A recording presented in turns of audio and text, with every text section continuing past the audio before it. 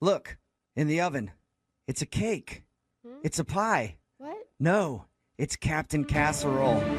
That's right. Able to chop faster than a magic bullet from QVC. More powerful than a ninja food processor. Able to peel a potato with a single slice. Captain Casserole. His food hits your plate and your pants hit the floor. Get it, Captain That's his Casserole. superpower. Yeah. If you're just tuning in for the second date, Jesse is on the phone. Jesse is now better known as Captain Casserole. And why do I call him that? Because Jesse went out on a date with Adrian, and he made her his famous chicken casserole, he says.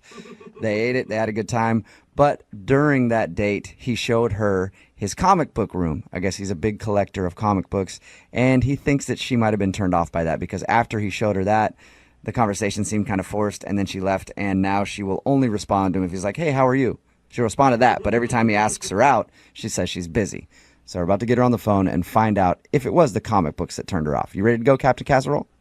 Yeah, I just want to know. I mean, that's all I can think of is that maybe it was my comic book. Let's not forget you're also wearing a Green Lantern ring to top it all off. I think it's cool. I don't think it's that big a deal. Okay, cool. Well, we're going to get her on the phone and find out why she's not calling you back. You ready to go? Yeah, I'm ready. All right, Captain Casserole. I'm going to be your sidekick. Kid Dyson. Captain Casserole and Kid Dyson. Dyson, huh? Yeah. That's a brand of kitchen stuff, isn't it? No, it's a vacuum cleaner. Oh. Yeah. Shows how well I know cooking. All right. I'm going to dial the phone right now. Hey, either way, we can get all the household stuff done. I'll still be Kid Dyson. Yeah, you can cook, you can clean. All right, here we go. Kid souffle may be better. Kid Cuisinart. souffle. Ooh, I like that. Yeah, that's better. Hello? Hi, can I speak to Adrian, please? Yes, this is she. Adrian, how are you? This is Jubal from Brooke and Jubal in the Morning. I'm sorry. Could you repeat that? Who is this? Yeah, this is Jubal from Brooke and Jubal in the Morning, the radio show. Oh, okay. What is this regarding? This is regarding a date that you recently went on. We do I'll tell you what it is before you get too weirded out. We do a segment on our show called The Second Date. You recently went out with a guy named Jesse, and he emailed us about you. So we're calling to find out why you're not calling Jesse back. Well, this is really weird to be put on the spot like this. I know, I understand. Do you not want to go out with him again? I don't. Okay. I'm sorry. That's all right. Hey, I don't care. You're not saying no to me. You're saying no to him. Why don't you want to go out with him again, though? So, I mean, I went over to his house for dinner, and he had talked himself up as this really great cook, like one of the best in his circle of friends or whatever. And yeah, he told us the same thing. He said he was a pretty good cook, and he said that he made you his signature chicken casserole.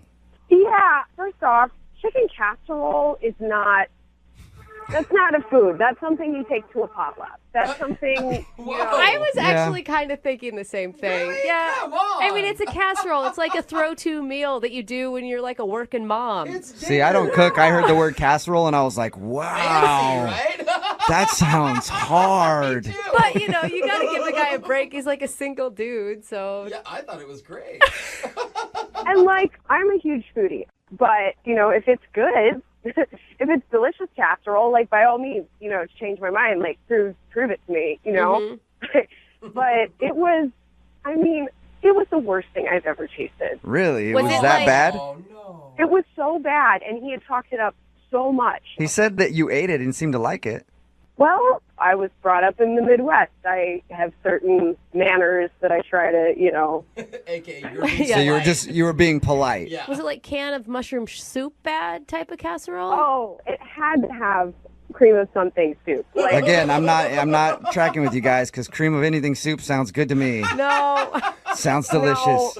No, that cream of mushroom soup that you get at the dollar store and you pull it out and it's like this gelatinous mass. Listen, my grandma used to make that. Dude, that cream of mushroom soup. I love that stuff. Okay, well, if you like it so much, fine. But personally, I would not give that slop to my dog. All right. Whoa. Yeah, it sounds like he made a delicious meal to me, but I guess I don't get it. So is that the only reason then that you just didn't like his cooking? It's one of my deal breakers. One of my priorities is that if I'm going to date someone, he needs to be able to cook. He needs to know how to cook for a woman. He needs to know how to set a table, present a meal. All right. Wow. The comic book thing have anything to do with it? I know that you voiced your concerns about the food. He thought the reason you didn't want to go out with him was his big comic book collection. Actually, we looked at that stuff after dinner, and I felt physically ill. So I was just trying to, keep it together. It couldn't have been that bad. Oh, no.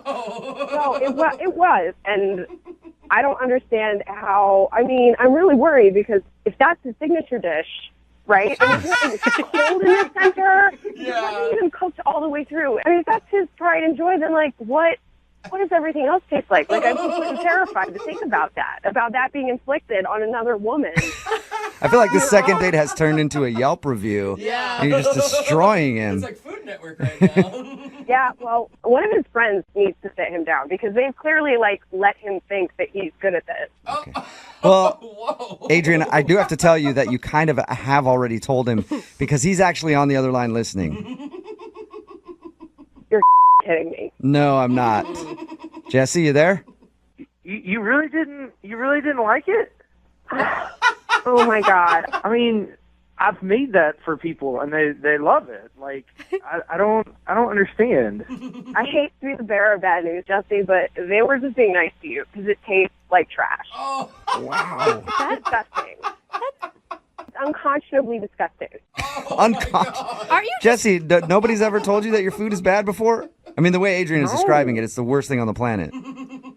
Nobody has even said anything remotely like this at all. Dude, Jesse, she is being so mean to you. Even if your food is that bad, I don't know why you're still, even being nice to her at all. Well, if she's right and my cooking's that bad, I can't fault her for being upset about it. Think of, Nobody's told me this before. Listen, someone needed to tell you, and someone's told you, so you can move forward now. I guess. You need a class. You need a class. You said class? I thought you said slap. I heard that. I thought you were like, you need a slap. I was like, you want to physically assault him, Adrian? No. Maybe someone could, but no. Just take a class. If you like to cook, you can get better. I'm sure you can. You can't cook for another woman like that. You just can't. It's not right. What if I just had an off night? I just wasn't up to snuff. Maybe you just didn't like that particular recipe. What if we have a do-over and I make you baked ziti? Ooh. No, absolutely not. No do-overs. No, if you can't cook a casserole to warmth in the center, that's basic cooking skills. That's common sense. Adrian, you should be on one of those cooking shows as a judge. Yes. You are perfect for it. I just know good food, and I know what I like, and it's important to me. Okay, well, at this point, I need to ask you anyway. Would you like to go on a second date with Jesse? We will pay for it. The only way I would ever go out with Jesse again is if he took a cooking class and he completed it, and I viewed the certificate with my own two eyes. Wow. Well, why don't we take one together? Then you know firsthand that I've gotten better. No, I'm not taking the class with you because I don't need it, frankly. You take the class, you show me the certificate, maybe we can talk. Whoa. So I can call you after I take this class? Oh, Jesse, come on. Doing? Get a spine, man. Say no. Yes, you can call me after you take a cooking class. We'll see. Hey. Okay, I'll do it. I'll go Jesse. take a cooking class. Come on, man. Really? You're going to go take a whole class and everything and show her a certificate just to get a second date? Well, she's made a lot of good points. Nobody else has told me this. At least she's upfront and honest with me about it. Yeah, but she doesn't care about the time, the energy, the effort you put into the night. If I'm that bad, then then yeah, I mean, I guess she has a right to be upset. Thank you. At least you're open to improvement. You know, like, if you want to be better, then that's something I can get on board with. Well, there you go. I think this is kind of a successful second date, sort of. It's so weird. I mean, they always say, like, in couples, hey, you guys should make each other better. Doesn't matter if you do it by just degrading the other person until they do it.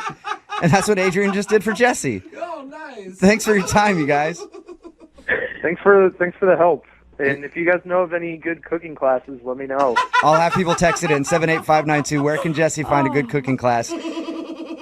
Women like a man who's well-read. Yeah, You know, absolutely. somebody who's very knowledgeable about the classics, like the Green Lantern, No, X-Men, no.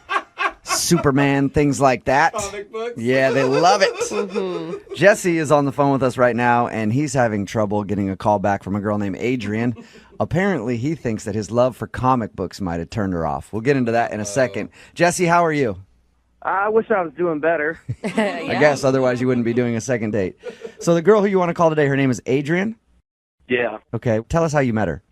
Well, we were both at a party like a month ago. Mm-hmm. She was gorgeous and seemed really cool. So we got to talking and we got to drinking. And before I left, I made sure I asked her out. And she said yes. And I asked her to come to my apartment because I wanted to cook her a meal. Oh, Okay. wait, that was going to be your first date? Like, that's pretty intimate for a first date. Well, I figured, we started talking about food and what she really liked. And then I mentioned that I like to cook. And it just kind of led from there. That's awesome. So how did it go? I thought it went pretty well. I make this really awesome chicken casserole. Like, it's my go-to dish. Go-to dish? A chicken are you casserole? Are you a good cook? Yeah, I mean, I haven't heard any complaints. I like to cook. My mom taught me to cook, and I made this chicken casserole for her. I made cocktails. We had candles. Like, I pulled out all the stops. So you made it romantic. When she walked in, she knew, like, this guy is That putting she was effort in. About to get. Get it on. Yeah, that's what I was thinking, but Or just have a nice dinner. To make it that obvious. Did anything like that happen on your date? No. Oh. No, I was kind of hoping, but I got a hug at the end of the night. I didn't even get a kiss. oh, you didn't. Oh. Did she linger for a long time after dinner, or was it like, all right, good chicken, I'm out? Well, we talked after dinner, and that's kind of when the comic book thing comes up, because she kind of noticed a couple things around my apartment, and I also wear a Green Lantern ring, and so she kind of asked me like that. She was like, "Oh, that's really cool. What is that?" And so I explained it to her. And You wear it. Hang on one second, Jesse. You wear a Green Lantern ring all the time? yeah, Why? because I like comic books, and I like. It's a long story, but I mean, it has to do with Green Lantern and willpower, and I mean, it's not the nerdiest thing in the world. It's up there. It's close. It may not be quite the nerdiest, but it's definitely in top 5. All right. Well, she didn't think it was the nerdiest thing in the world. I mean, she thought it was okay. Mm-hmm. So, and then I started showing her around my apartment, and then we get to what I affectionately call the Fortress of Solitude, where I have all of my collectibles and my comic books. So you showed her your Fortress of Solitude and your comic book collection and everything. Yeah, I mean, I take good care of that stuff, and it's all nice and mounted on walls and framed and all that good stuff. And So it's put together. It's not like you're walking into a college dorm room where there's a bunch of comic books thrown around, some empty pizza boxes everywhere. No. Like, I mean, I have shelves on the wall and signed books and things like that and So- all that stuff, and everything's in cabinets. And You're a legit enthusiast and a collector. yeah, I mean, I've collected since I was a kid, so, I mean, it's definitely something I'm passionate about. So I figured she's going to find out sooner or later, and I'm not ashamed of it. So I show her the room, and she kind of got quiet. Mm-hmm.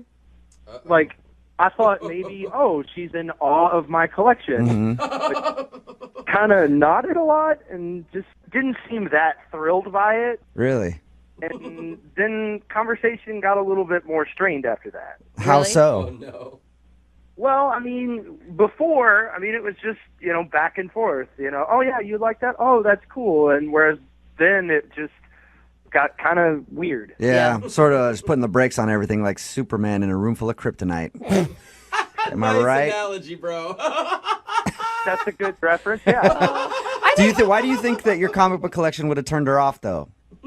I mean, if I had just things strewn around or I was running around in, like, Superman underwear, yeah, I guess that could be a thing. But it's something I'm passionate about. I take care of it, and I have a nice place. So that's the only thing I can think of that may have weirded her out. I mean, I think that women appreciate a guy who definitely has interests, but if you take it to like an OCD level, or maybe she thinks you're immature. Well, I mean, it's not like I play with the toys that are in there. I mean, they're all on shelves. You do wear a Green Lantern ring. Yeah, but I mean, it's legit jewelry. It's not like I'm wearing a plastic thing I got. Okay. It's legit jewelry. So that's the only thing you can think of from your date, though, is that she might have been turned off by your love for comics. Yeah, I mean, everything else seemed to go well. She liked the food I made. She enjoyed the wine and all that good stuff. So how many times since your date have you tried to get a hold of her? I've sent her text messages. I mean, and she'll kind of respond back with, like, how are you doing? Oh, I'm just really busy. But then when I mention, hey, let's hang out or let's get together, I get the silence. Nothing back. I think that means she doesn't want to go out again. But I'm not a genius. I can't pick up on that stuff very well. That's why we'll play a song, we'll come back and call her and get your second date, okay? Thanks. I really appreciate it. Yep, just hang on.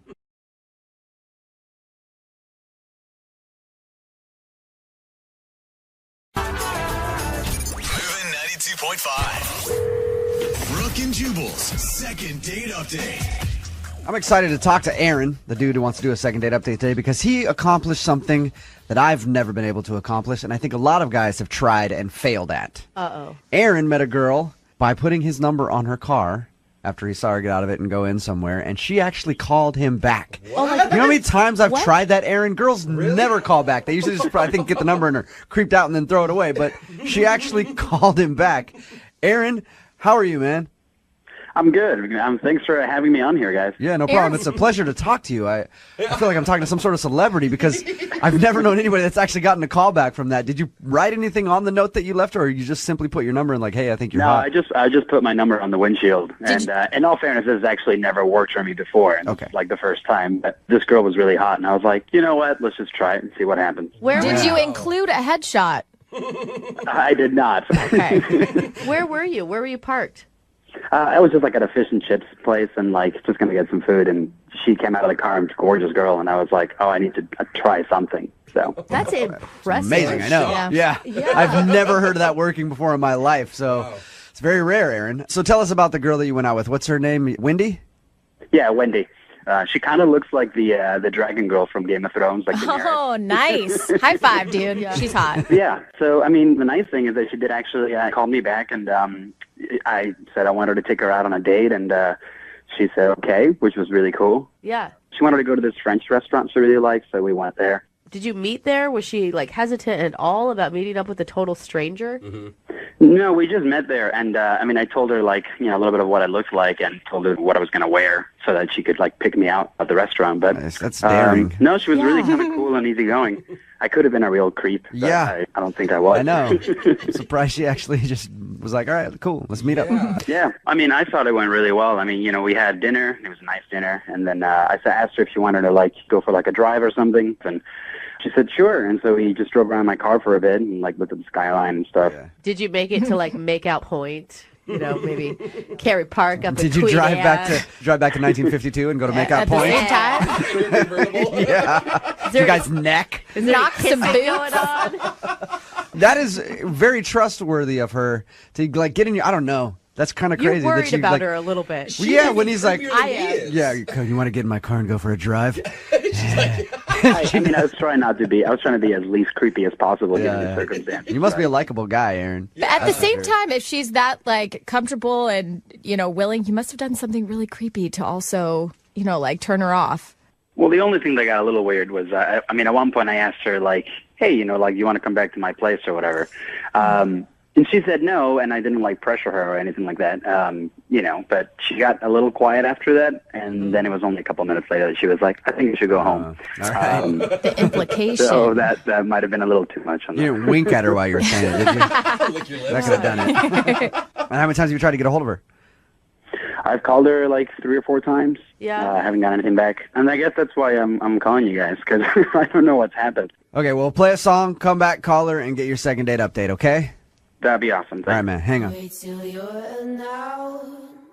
92.5. Brooke and Jubal in the mornings. Second date update. All right, Aaron, you ready to go with your second date update? Yes, I am. I think that the mistake you made was just going for too much too soon. Like, I feel like you met the girl in kind of a rare way. You put your phone number on her car. She actually called you back, and then you went out to dinner, and you made it through. But I don't think you should have gone for the car ride after dinner, and I especially don't think you should have tried to ask her back to your place. Like, I think Yeah. you were almost there. You know what I mean? You just got to take, like, it's okay to lay down a bunt every once in a while and not try to hit a home run every single time. You know what I mean? Actually, solid advice. Maybe just a little too ambitious, huh? Yeah. Yeah. All right. Ready to go, Aaron? We're going to call her right now. Okay.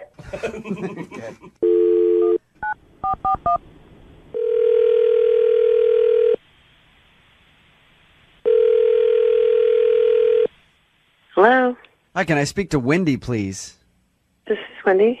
Hey, Wendy, how are you? This is Jubal from Brooke and Jubal in the Morning. I'm moving 92.5. Sorry? This is Jubal from Brooke and Jubal in the Morning, the morning show on the radio station moving 92.5. How are you? What is this? we're a morning radio show, and we had a guy email us and say that he left his phone number on your car one day, and you actually called him back and went out for a date. And we were just calling you to see if we could talk to you about that for a second. Oh, God. Was that? That was just a terrible mistake. Oh, Really? that's usually It not was? a. You know, your friends will always be like, you have to live, you have to live in the moment. Like, call a guy who leaves his number on your car. No, never again. Don't do it. Okay. All right, Sage Wendy. Hey, advice. you know what? I like you, Wendy. You're direct and to the point. So, what didn't you like about him? What was so weird? You know what? It was going great. Actually, surprisingly, at the restaurant and everything, we decided to go for this drive, and, we're driving around, and I think I was, talking about work, something completely unrelated. Uh-huh. And I was in the middle of something he asked me about, and all of a sudden he just interjects the middle of my sentence with, have you ever hooked up with a girl before? What? Really? He asked you that? That's pretty bold. I don't know. You know what were you talking about specifically? What do you do for a living? It could have pertained to your job. Whatever. He was not listening to No, one it has word. nothing to do. No, definitely not. I mean, it was completely out of nowhere, and I just obviously was shocked. And he's like, "Yeah, I have a girl roommate, and why don't you come over? Maybe we'll just hang out and see what happens." Stop it. So, Wendy, he invited you back to his place to have a little menage a trois with his roommate. Well, that's definitely what it felt like. I mean, unless he just thought I was just going to. And he was left Even out. if I had given him some indication I was in, which I definitely didn't. I mean, this is the very first time we've ever met. That's a little much to go Yeah. for that. Had you guys even kissed at this point? No. Of course, then I'm like, oh my God, I'm in this guy's car. Number 2, dummy mistake. I don't know what I was thinking. I'm driving around and I kind of just tried to be cool because it's kind of scary. When you realize someone is a freak, I mean, Now you're stuck in his I car. mean, he could be a serial killer, yeah, first you hook up with my roommate and then we eat your heart. Hey, Wendy, I love Wendy. Wendy, are you sure that that's what he meant by the whole thing? I mean, I know come what it on. sounds like, but are you sure Oh, that I'm that's what... sorry. What do you think that means? I don't know. It Oh, could have been now completely he's innocent. So Yeah. innocent. Jesus. Well, why don't we ask him? Because Aaron's actually on the other line, Wendy. Oh, Aaron, did you ask her to come over and hook up with your roommate Oh, God. on your first date? Aaron. What I said was, maybe we could just come and hang out with my roommate, and then we can see what happens. I was just trying to get to know you. Okay? Give you, adventure. That's still So you Lead with, have you ever hooked up with a girl? And I didn't hallucinate that, right? I mean, I did ask you that. I just wanted to know if you're interested. I'm just trying to get to know you. That's how you get to know people. Yeah, you were trying to get to know me, so you interrupted the response I was giving you to a question you asked me about my job to ask me if I ever go ahead and hit it with a gal. No, like your job is interesting and all, and like we can talk about that. But we're just getting to know each other. So I thought let's like bring it up a notch. Let's talk about something that has a little more substance to it, and feel each other out a little bit. Aaron, you don't have any shame at all. Like that's getting to know somebody for you is just diving right in like that. Aaron. Yeah, you should just go ahead and just be honest and like just get to the meaty stuff of a conversation. Has this worked for you in the past? Have you had a lot of threesomes in this manner? No, I haven't, and it's not even about that. Like, if you're not into girls or threesomes, whatever, I don't care. That's fine. I just wanted to get to know you and see, like, where the boundaries lie and kind of get to know who you are. Where the boundaries Aaron, are? you don't think that's maybe like one of those sensitive topics like religion and politics and, I don't know, threesomes? I'm okay to talk about religion and politics, too. It's not as exciting as threesomes, but, we can talk about that, too. Gosh. Okay, well, I actually really would care to know about religion and politics because that's the kind of thing I like to know about a person. Tells me a little bit about a person before I would go ahead and jump in bed with them and their roommate, for instance. Oh, awesome. And then let's talk about religion and politics all you want, and then we can talk about other stuff later if you want to. Oh my gosh. Yeah, actually, I'm definitely not interested in that anymore, so. Oh. Cool. But now I know that, and now we can move past that. Now We're not going anywhere. Now that we've got that all out of the way, Wendy, would you like to go on a second date with Aaron? We will pay for it. Now that you guys you know each other, you got all the weird, there's always that weird tension of, hey, does she hook up with girls when you go out with a girl? Now that we know, would you want to go out with Aaron again? We will pay for it. Absolutely not. Thank you so much for that generous offer of potential danger. No, I'm not interested in that. All right. Well, Aaron, unfortunately, you didn't get a second date, man. Sorry. I guess I just pushed it too far, huh? Just trying to get to know people. I Man. guess. It's kind of strange, I know, You but shoved it over a canyon and it pummeled 5,000 feet down to the earth. Try to find a stranger, like there's clubs. I mean, people put out classifieds. Yeah. You don't just ask a stranger. Hey, Wendy, Yeah. we never did get an answer. Have you hooked up with a girl? Come on. You'll never know. Brooke and Jubal in the morning. Saying all I want from you is to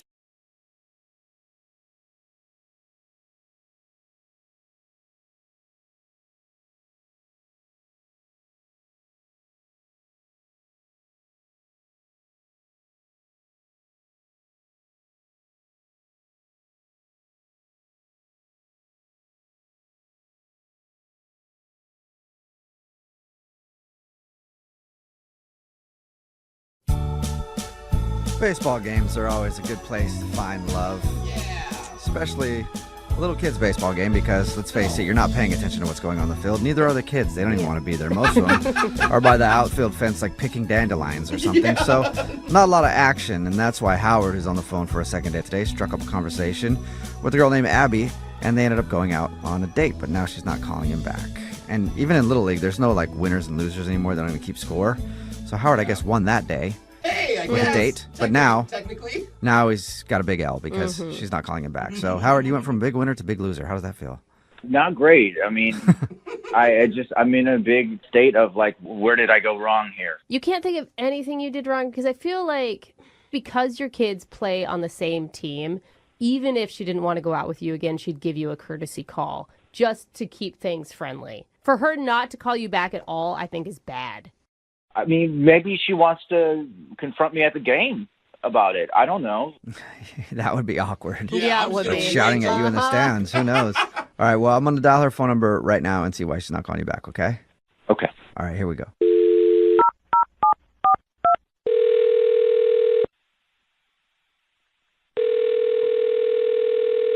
Hello.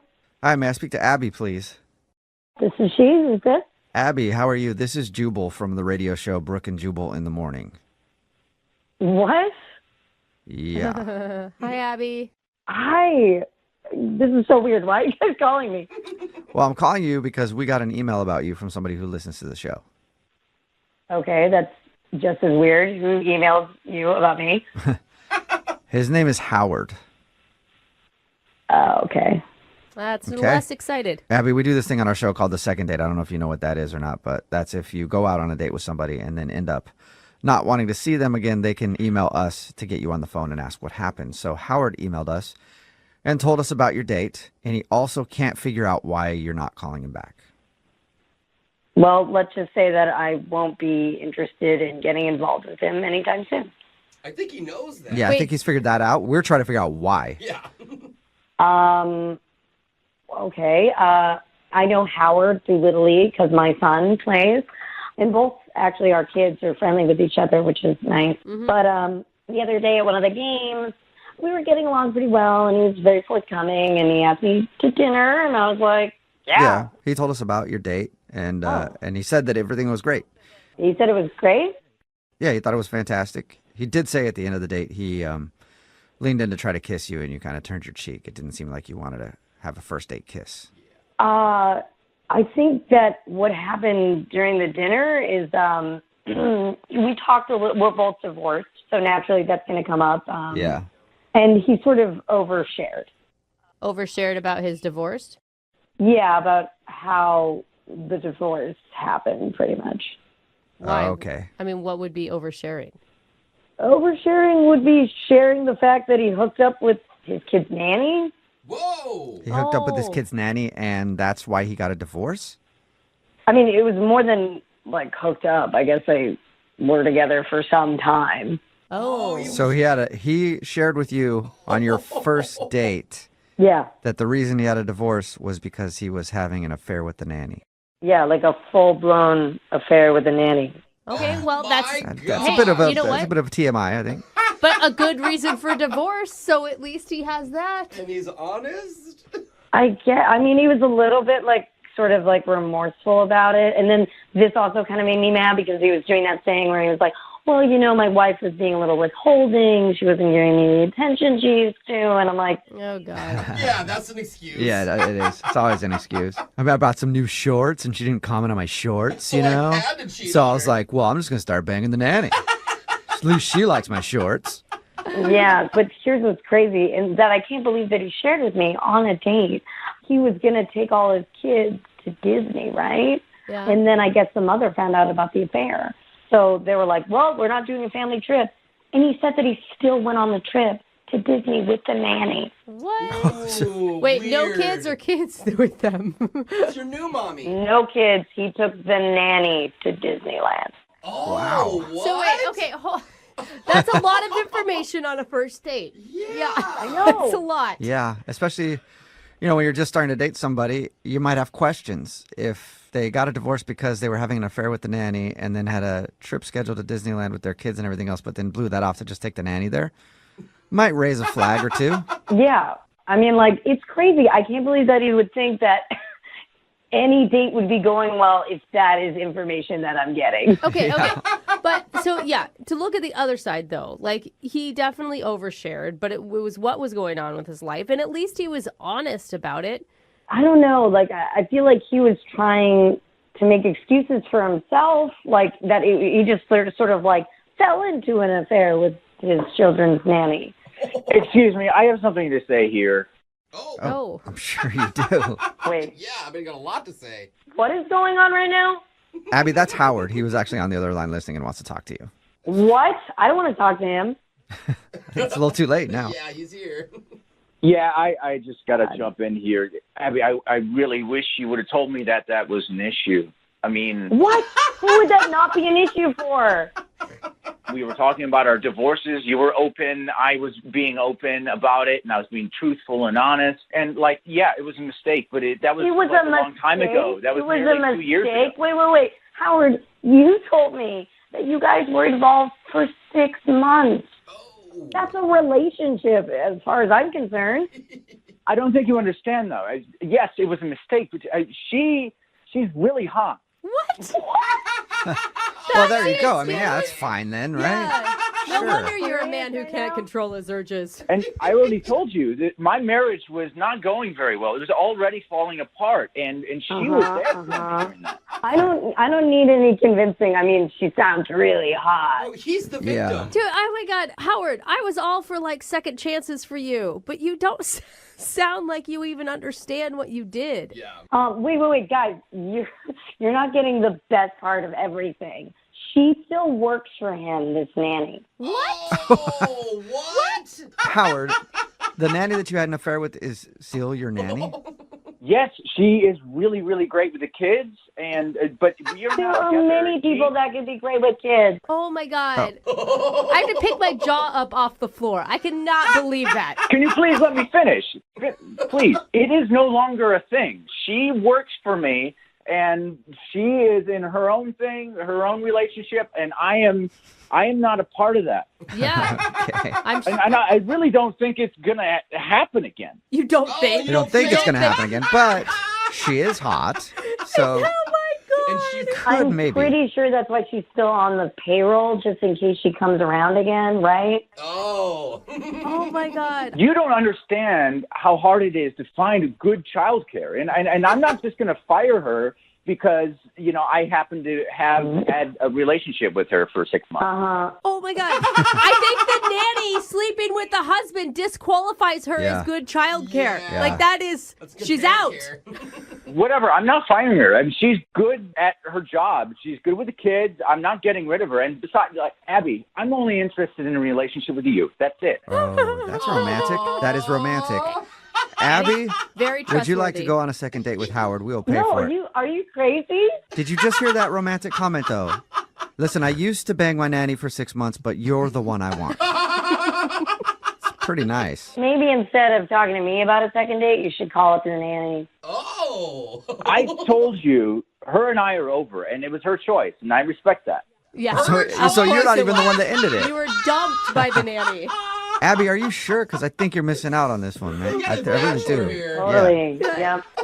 So you don't want to go out with Howard again? Hey, Howard, I do not want to go out with you again, nor do I want to sit with you at any Little League game in the future either, okay? Okay, let's keep our kids out of this, all right? Oh, yeah. You're being unfair. Yeah, you are being a little unfair. I think you should be able to sit next to you. Listen, this whole thing got out of hand. I just want you to be able to meet this nanny and then be able Why would I meet her? to square that away. Okay, so Why would I meet her? Because then you could understand how hot she was. exactly. Okay, I got it, yeah. Dude named Howard is on the phone for a second date today, and he said he met the girl he wants to call at a baseball game, which is probably a good place to meet somebody. You're Awesome. throwing back a bunch of beers, getting a little drunk, cursing at the players. And you meet someone else who's just yelling at the players too, and you guys just, Start heckling yeah, together. talk about how terrible the team is and all that kind of stuff, and then just bond. So is that what happened, Howard? Is that how you met the girl you want to call? Actually, it was at my son's Little League baseball game. Oh, okay. I know. I read your email, so I said, you're probably. Please tell me Yeah. you weren't heckling. Or getting wasted. I was cheering them on. It's only positive at the Little League game. Okay. Good. You didn't say you weren't drunk though, so I'm taking it as you were still drunk. What's her name? Who do you want to call today? What's her name? Her name's Abby. Abby. All right. And how did you meet her at the game? Have you guys known each other for a while or something? Well, we actually met at the game. Okay. I'm a single parent, and so I have 2 5-year-old twin boys, and one of which is on this team. And I've been divorced for a couple of years, and it's just been kind of difficult getting back into the dating game. Yeah. It's hard to find a nice single girl who's available. Was Abby a mom of one of the players on the team? Yeah, so she was at the game, and her kid is on the same team. And I've actually heard my kid talking about her kids at school, and, they're buddies. So you know of her. I mean, you've met her before. I had not met her before, but I knew about her kid through my kid. Okay. Were you grilling your son like, hey, 5-year-old son, is she single? Do you know? She's still married? He had no information whatsoever for me. He's not helpful in that regard at all. Yeah, teach him to be a better wingman for sure. Yeah. I thought I had an inside man, but he wasn't it. So she was at the game, and I struck up conversation with her because I had recognized her, and She was really nice. So, we were talking about, like, hey, we should get our kids together for, like, a play date or something like that. And she was like, oh, yeah, that'd be great. Awesome. But then, as the game went on, we were talking more and more. And I went out on a limb, and I was like, you know what? Forget the play date. Would you like to go to dinner or something? Let's have our own adult play date. Yeah. Yeah. And she said, yeah, of course, that'd be great. Okay. So how was dinner? I'm a little rusty, and I haven't dated in a while, but I made sure that I paid for dinner. And we talked mostly about our kids because that's really the only thing that connected us in the beginning. But were you able to get off that subject at all? I mean, at some point you'd be like, okay, we're actually on a date. I can stop talking about my child now. Yeah. The conversation kind of led from that. And then whenever it kind of dwindled off, then we came back to the kid and then went in another direction. So it definitely became the base for our conversation. But it was good. We didn't stay on that the whole time. Okay. So all in all, you think the date was a success? I think so. It went really well. The only thing is when we went to leave, I was walking her back to her car, and I just don't know what to do in these situations anymore. Do I kiss her? Is that a third date thing? I don't know. But I decided to kind of go for it, and I went to kiss her, and she turned her head, and I ended up kissing her cheek. All right, that's kind of an awkward end of the date. Yeah. Do you guys think I screwed that up? I mean, should I not have tried to kiss her on the first date? I mean, should I have just been like, cool, let's do a second date and call it good? I don't know. I mean, think it depends on the situation, I guess. well, first date kisses aren't what they used to be. I think it's more common nowadays. And it's so hard for us to judge now because we know you got rejected. Yeah. Like, if we didn't know what was going to happen, I probably would have said go for it. But now. Jubal, what do you think I should have done? I mean, I think maybe you moved too slow. Both of you guys have kids. I mean, you guys should have just invited her back to your place. I mean, you guys have been there, done that before. It's not like, it's not like new territory there as far as that's concerned. Oh, I didn't even think about that. Maybe I wasn't moving fast enough. Yeah, maybe that's it. Like you say, you're really rusty at dating. I mean, is she back into the dating scene recently too? Like, maybe she's just rusty too, and she didn't know. It seemed like she was a little bit more experienced in the dating thing. Like she had some kind of like, it seemed like she had done this before recently. Okay. But again, it was both of our first date, and I didn't know if I had overstepped some bounds or anything like that. So. Okay. Did you make plans to hang out again or anything? Yeah, so before she left, I was just like, do you want to get together? At least, we could do that play date with our kids. And she was like, yeah, of course, definitely. And so what's happened since? I've reached out to her a couple of times, and she hasn't really responded, even about like a play date, not even our own date. And that's awkward because your kids are on the same baseball team. Yeah, I mean, I'm bound to see her again. Yeah. So I was hoping you guys could help me out with this because I just don't know. It's racking my brain on like how I screwed this up somehow. Okay. Well, we'll play a song and then come back and call her and get your second date, all right? All right. Thank you. Okay.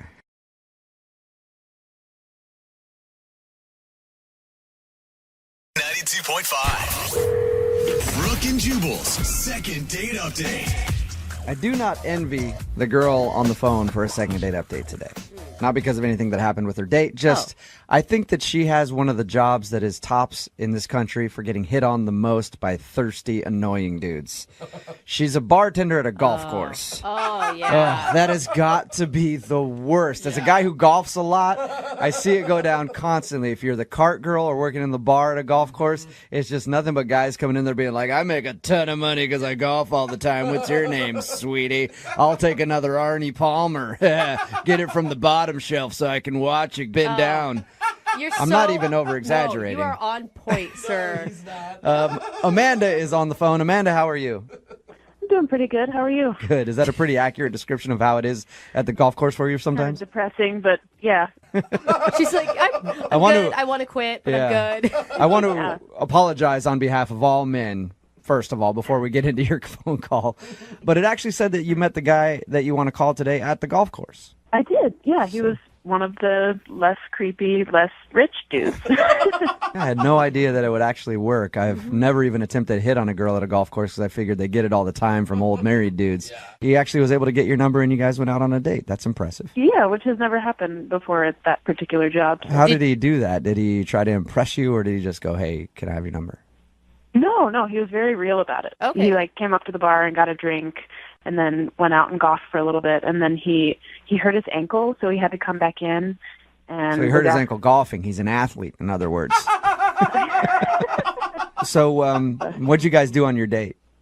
We went out to dinner. We went to a cool little taqueria and got tacos. It was fun. All right, and how did the date go? I mean, he's obviously not calling you back now, so maybe it didn't go as great as you thought, but did it seem like everything went well? It seemed like everything went really well. We had a really fun time and laughed a lot. I do have a lot of allergies, so I had to ask what was in some of the ingredients, which may have embarrassed him. Did it seem like you just have allergies and you were worried about it, or you're high maintenance and you're where exactly did this dish come from? Was it farm raised or was it? I'd never want to sound like that, but I mean, I am asking questions and people usually don't, so maybe that did sound high maintenance. Well, did he seem turned off by it? I mean, I was upfront about it, so I said it right away, and then he told me not to worry about it, so I didn't think it was a big deal. Yeah, I have a hard time thinking that just because you had allergies, you'd be like, I'd never want to see that chick again. And, anything else that could have possibly caused him to not want to see you again? Well, there was one kind of awkward thing, and I don't even really want to tell you guys about it. Then you well, you probably should definitely tell us about it. If we're trying to dissect this date and figure out why the dude's not calling you back, that might be an important piece of information. It's going to seem weird, but it's really not that weird. Okay. I've heard it all. So what is it? Well, I have access to the golf course's system, so I can see people's addresses, and I don't know, I just typed his name in really quick, and the only thing that came up was his address, and I just happened to remember what part of town it was in, and I was like, oh, cool. But I asked him if he liked living in that area, and he gave me a really weird look, and then I realized, oh my God, maybe that, I don't know, because there's really no other way for me to have known. Did you So it's almost like you Facebook stalked him without him knowing, and then was like, hey, I saw you were out at this bar last week. How was it? And he had no idea. Is that kind of what it was like? Kind of. I hadn't compared it to that in my mind, but a little worse. So Yeah, worse. It's like dating someone from a bank and the person looking up your banking information. It's not that bad. I don't know. I did come clean, though, and I told him why I knew that. Okay. Because I just wanted to be honest with him. I knew where you lived because I stalked you in our company database before we went out. I'm sorry. What did he say? That sounds so much worse. What did he say when you told him that? He didn't really say a lot. He just kind of looked at me weird. Okay. And you swear that he hasn't caught you outside of his house in his bushes or anything post date. I was not in the bushes. I was a very safe distance away, sitting in my car with my binoculars. There you go. Good. I'm glad you're being honest about being a creeper, Amanda. All right, so how did the date end then? He walked me into my car, and I don't date a whole lot, so I don't really know how that works, and I was kind of nervous and wondering if a first kiss situation was going to happen, but he just kissed me on the cheek, which was very sweet, and then went on his way. How many times have you tried to get a hold of him since you went on this date? I texted him once. I don't want to be creepy about it and be like, hey, what are you doing? What are you doing? You want to hang? I'm waiting for him to call me. So, well, you have his address. You should just show up at his door. Do we really need to do a second date update here?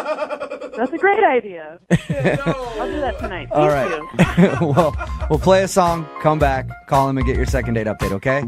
Thank you. All right, hang on. Moving 92.5. Brooke and Jubal in the mornings. Second date update. If you're just joining us for the second date update, Amanda is on the phone today. She wants to call a guy named Eric. They met at a golf course. She works there as the bartender, and he asked her out. They ended up going out to dinner. At the end of the night, she got a kiss on the cheek and hasn't heard a word from him since. The only thing that she can think of that went wrong on their date was in the middle of it, at some point, she accidentally dropped that she knew where he lived because she looked up his information in the golf course database, and he seemed kind of weirded out by that. So she's definitely a stalker. We do know that. And I'm assuming that she's ready to do the second date update right now on the phone in a crawl space in his house. So, Amanda, do you want to do the second date update, or you want to just walk downstairs and see if he's there and pass the phone over to him?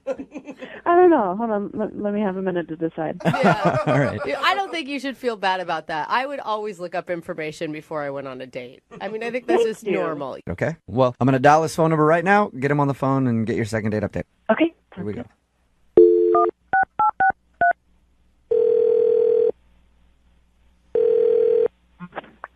Hello. Hi, can I speak to Eric, please? Yep, this is Eric. Hey, Eric, how are you? This is Jubal from Brooke and Jubal in the Morning. I'm good. Who is this? Jubal from Brooke and Jubal in the Morning, the radio show. Okay. How are you? Fine. May I ask why you're calling? You may, and I will gladly tell you that. You recently went out on a date with one of our listeners, and she asked me to call you and find out what went wrong. It's a segment we do called the Second Date Update. Oh, okay. I think I've heard of this, actually. Oh, you have? Have you ever heard the segment? No, I haven't. Okay. Well, at least you're kind of familiar with it. Well, congratulations, Eric. A girl named Amanda wanted me to call you today and find out what went wrong on your date. Do you remember going out with Amanda? Yep. You met her at the golf course? Yep. Okay. She said that you guys enjoyed a fun dinner out, at least in her opinion. Was it not fun for you? Yeah, I mean, it was good. It was fine and stuff, but I don't know if I can really, talk too much about details or anything like that. Is there anything that you could share with us? Because she says she's tried to text you a few times after going out, and you haven't responded at all. She thought things went well enough that you guys would see each other again. Yeah, I mean, she's a nice girl. I just don't know if it's really the best thing for me to give her a call back and pursue it, I guess. You know how it is when somebody doesn't call you back. You sit there and wonder, and you're like, why don't they like me? She really liked you, and she would love to see you again, so. I mean, there's nothing wrong with her. It's just that, after our date, I was kind of telling a couple of my friends about it, and I got kind of a lot of crap from them because they said I probably should not be going out with Amanda. So I don't really know what to do, but I think it's probably best if I just let it go. Do they know Amanda? Yeah, a couple of them do. Okay, and why do they think not going out with her is? Well, I mean, it's nothing to do with Amanda. It's just that it was explained to me, and I thought about it. It makes sense that it's probably not a good idea to go out with somebody that works for me. So. Wait, that works for you? Is that what you just said? Yeah. How does You she mean she work? How does she work for you? Well, she works at the country club. Okay. Do you own the country club? Well, this is why I didn't really want to get into details or anything, especially like on a radio segment. But yeah, I'm a partial owner of the club. Wow. Score, Amanda. That's awesome, man. She sounded like she had no idea that you were a partial owner. Well, that's good, I guess. I mean, people. I mean, it's nice when people just kind of treat you for the way you are, I guess. So. Okay. Yeah, but it's not you didn't tell her anything about like what you do and that you own the golf course when you were out with her on your date? Didn't seem relevant. But are you are you really a participant in the golf club? I don't know how it's managed. Like, you're not really her boss or anything. Yeah, well, that's kind of why we went out in the first place. I didn't really think about it because, I mean, it's not like she's a direct report. But she's still on payroll, though, and it's a blurry line, I guess, so it's probably just not appropriate. So you feel like dating her is dating one of your employees, and it's bad to mix business and pleasure. Yeah, I mean, I kind of still struggle with this a little bit, because it seems like it's a blurry line, gray line, and it might be okay and stuff, but my friends were pretty adamant about this not being okay. Are your friends also owners? I mean, are they your business partners, or are they just friends giving advice? They're just friends. They don't have anything to do with it, but, I tend to take their opinions pretty heavily, so. Oh, man. Did you like going out with her, though? I did. I really liked her, actually. Okay, so why not break a rule then? I mean, I have to think about more than myself and more than Amanda. There's, there could be bigger ramifications. But come on, people meet through the company all the time. Like, it's super common. It happens, and everybody makes it just work. Yeah, but that's when they're regular employees. He's talking about banging the help. I did not just say that. Right, Eric? Wow. I'm not saying anything. Eric, I thank you for being honest. I really do. Oh my God. Yeah, sure. I mean, it's kind of a sticky one, I guess. So yeah. I should also let you know that she's actually on the other line listening. Are you serious? Yeah, I am. That's not cool. Hey, Amanda, say hi to your boss. Hi, Eric. Hi. I don't even know what to say. Well, I'd be very careful in what you say because Eric apparently has the power to get you fired. Yeah, that's what I hear. Look, I'm really sorry. Oh my God. Yeah, but it's not bad. It's just, I don't know. Yeah. Of course it's not bad for Just her. really unexpected. I can legitimately say this is not you. This is a tricky situation, and I think maybe I screwed up even by asking you out. I'm really sorry. I mean, now that I know the whole story, you don't have to apologize. What happens now? I mean, like I just said, legitimately, it's not you. I mean, I really think you're great, and I had a really good time, and I think you're intelligent and vivacious, and I like a lot of things about you. I'd like to get to know you better, but it's, You do own a golf course throwing around words like vivacious. That is a power word. Oh, Eric, how often do women and chances like this come around, though? I mean, I don't know. It's tough. I mean, I'm not going to say like I enjoyed the fact that you didn't know like what I do for a living, but I like the fact that you were just engaged with me. You weren't really. It wasn't about what I do and stuff. So I appreciated that. I liked that. Well, thank you for that compliment. I mean, I really had no idea, and I don't know. It's just rare to have someone as down to earth as you come into the club, which sounds so weird. I think you should correct yourself, Amanda. Someone as down to earth as him come into his own golf course. So weird. But yeah, See, this is exactly what happened. This is what happened. Yeah, but seriously, I mean, you came in and I really liked you, and I like had so much fun just like laughing with you the whole time that we went out, and it's just really rare for me to meet someone like you, and I just wish that it could work out somehow, but I don't know. I guess that's up to you. Well, I mean, I take my friends' opinions pretty seriously, and it's not necessarily mine. I'm kind of on the fence. I mean, let me talk to the HR director at least and see what potential problems. that is such Eric, a business transaction. How about this, Eric? Do what you want. Eric, what if she quits live on the air right now and resigns her position at your golf course? Would you date her? Yeah, I would, but I don't know if that's such a good precedent. Hey, am I involved in this decision? No, Amanda, not right now. I'm making decisions for you. Eric, I would love to ask if you'll go on a second date with Amanda. Not that you need me to, but we will pay for the second date. Do it, man. What's the worst that could happen? There could be a lot of bad things that could happen. I mean, I have to check it out first. I have to make sure it's okay. Okay, so you'll go have a meeting with your HR person and see if it's cool if you date the bartender at your golf course. We might have a bylaw against it. I don't even know. Okay, well, so if you do all of your due diligence and find out if you can date her, will you go on a second date with her? Yes, as long as she leaves her allergen princess hat at home. I'm just kidding. I'm just kidding. Hey, I'm totally kidding. I can't help that. So, congratulations, Amanda. You sort of have a second date. If HR approves. Yeah. If the company signs off on it. Eric, I'm excited and would love to go on a second date with you if it's professionally approved. Sounds so weird. Excellent. Stand by. I'll find out. All right. I'm sorry I didn't tell you. I didn't really know how to say it, I guess. Eric, make sure if you do ask her out again, you get that request notarized and copied in triplicate so that you can have it in your permanent file. Even if, like, it's a green light, you'll probably still have to sign something here. That's awesome. Brooke and Jubal in the morning.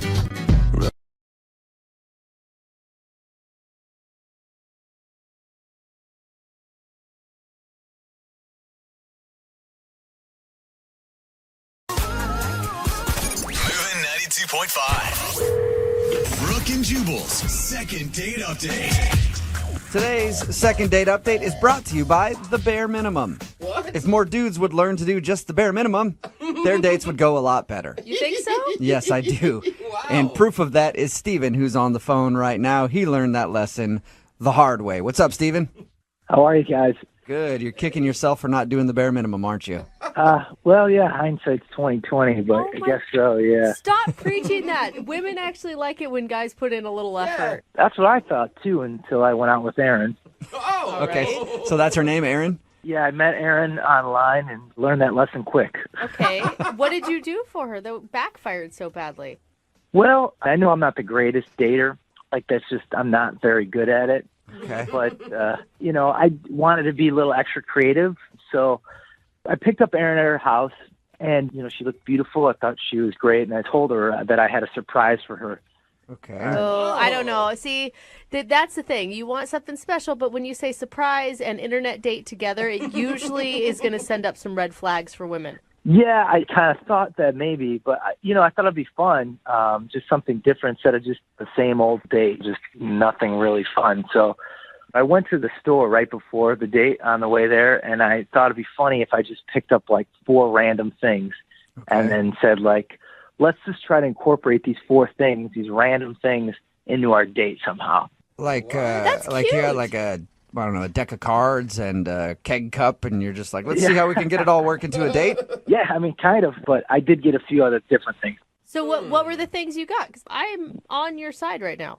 Well, I got a pair of sandals, and then I picked up, a big red mug, Clorox bleach, and then I got a toy car. That was, the 4th thing I got. How are you going to work those into a date? That was going to be the fun part, All right. Bleach would have scared me right away. Exactly. I thought he was going to follow it up with, duct tape and a shovel are the other 2 things I bought. Thinking about it now, I guess the bleach is kind of weird, huh? Yeah, really weird. Yeah, I thought it was fun. I was like, well, if these things are so different from each other, how are they all going to be able to incorporate? I thought it'd be a fun idea. And what was her reaction to all these things? Well, as soon as she saw that, she said no. No. Right away. She's like, no, I don't want to do that. And she's very clear. She's like, that doesn't sound like something I want to do.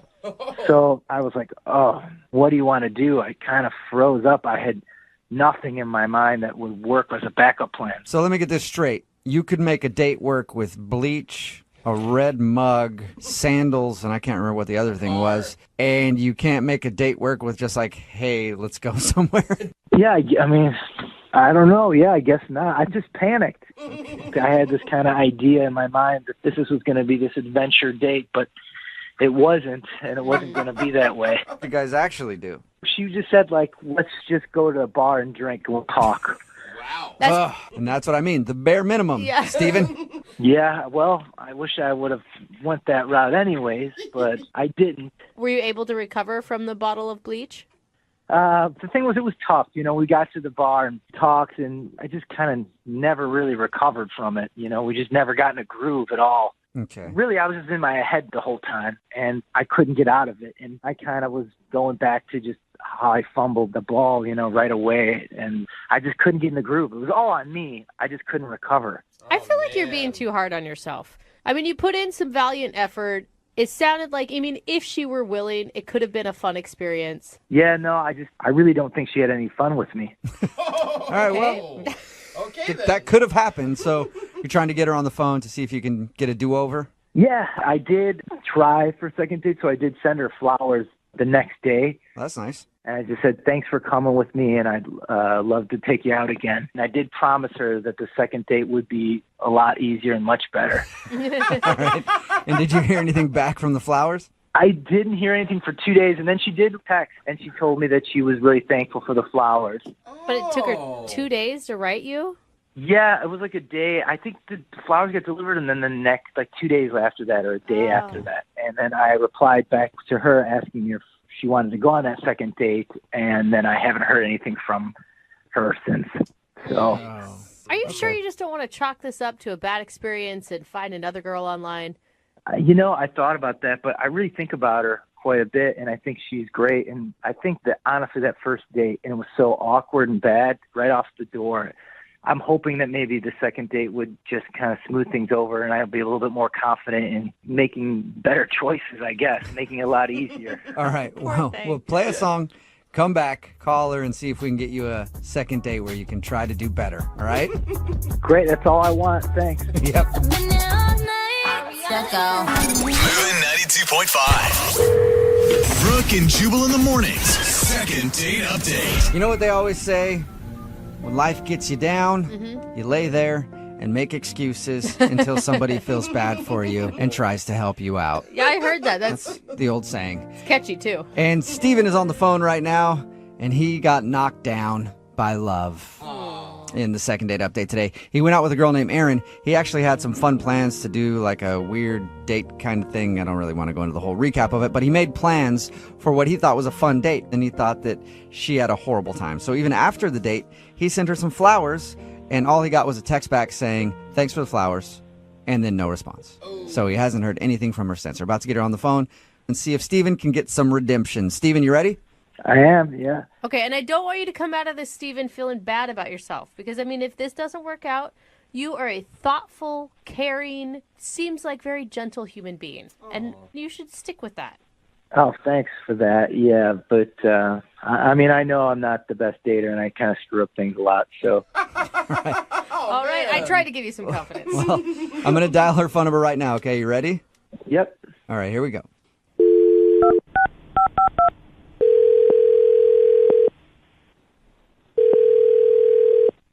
Hello? Hi, can I speak to Erin, please?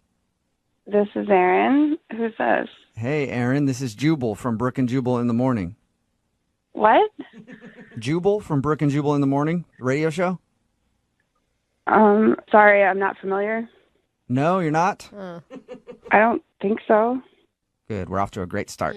So we do a segment on our show that's called the Second Date Update. And we recently got an email from one of our listeners about you. Oh, okay. Who? His name is Steven.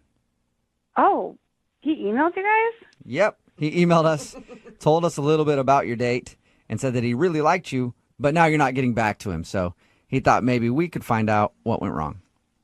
Okay. I mean, Steven, he's a nice guy. Like, I thought he was cool. You did? You sound so positive about Steven. He's really sweet. Probably the nicest guy I've ever been out with on a date. Whoa. The only thing is he's a little bit down on himself. What? Down on himself? Yeah, I think he's a little bit too down on himself. Well, we talked to him, and he doesn't sound like the most confident guy in the world, or even near the most confident guy in the world. Mm-hmm. And he told us about your date. He said that he had planned some kind of fun date for you guys, and you turned him down instantly and were like, no, I want to go to a bar. Oh, yeah. I mean, I felt bad about that. Normally, I'd be down for that kind of thing immediately, but I didn't explain. I was kind of hungover from the day before, so I needed to just get back to normal. So that's why I thought, let's go to a bar. Wait, so you weren't freaked out by the bottle of bleach he had, or you didn't think he was an idiot for even thinking about it? I mean, I didn't think about the bleach much because I was, like I said, hungover. But I just thought, let's keep it simple because I don't feel well. Let's just get to know each other. Okay. That sounds so nice. Yeah, it does. He said that's the part that really threw him off because he didn't know what to do with that. He said he felt kind of awkward and felt bad that he had tried to plan something that you didn't like. Oh, yeah, he made that very clear. Oh, no. I mean, he apologized the entire night, and I kept telling him, no, it's fine. And I even told him that I kind of felt bad for turning it down so abruptly, but he just couldn't let it go the whole date. Whoa. Okay, and did that just kind of get annoying to you? Well, I felt like I kind of had to pick him up, like, no, it's okay. Let's just move on. Yeah, and like one of the most attractive things about a person can be confidence. Yeah, it was just, I couldn't even get to know him because he was beating himself up.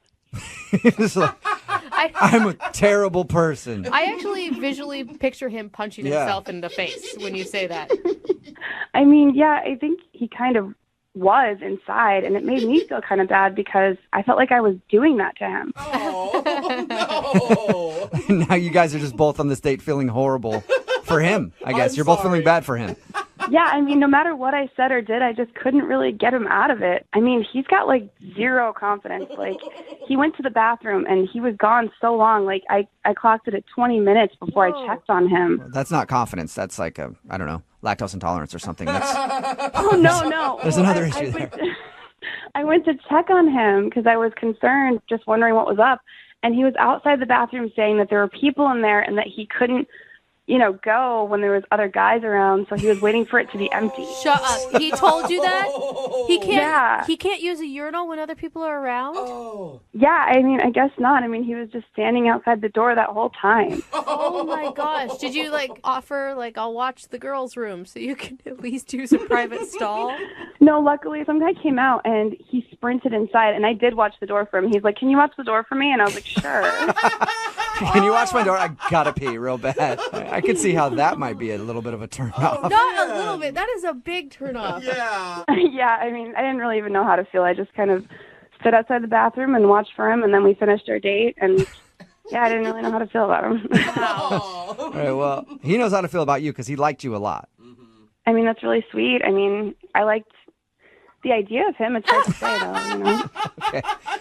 Well, I need to let you know, Aaron, Steven is actually on the other line listening to this conversation and wants to talk to you. What? Yeah, Steven, are you there? Yeah, I'm here. Hi, Aaron. Sorry about this. Oh, no. You don't need to apologize, Steven.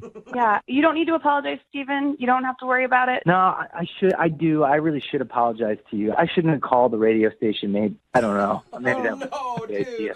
Steven. You were wondering what was going on. I get it. Well, I do want to apologize. I'm sorry about it.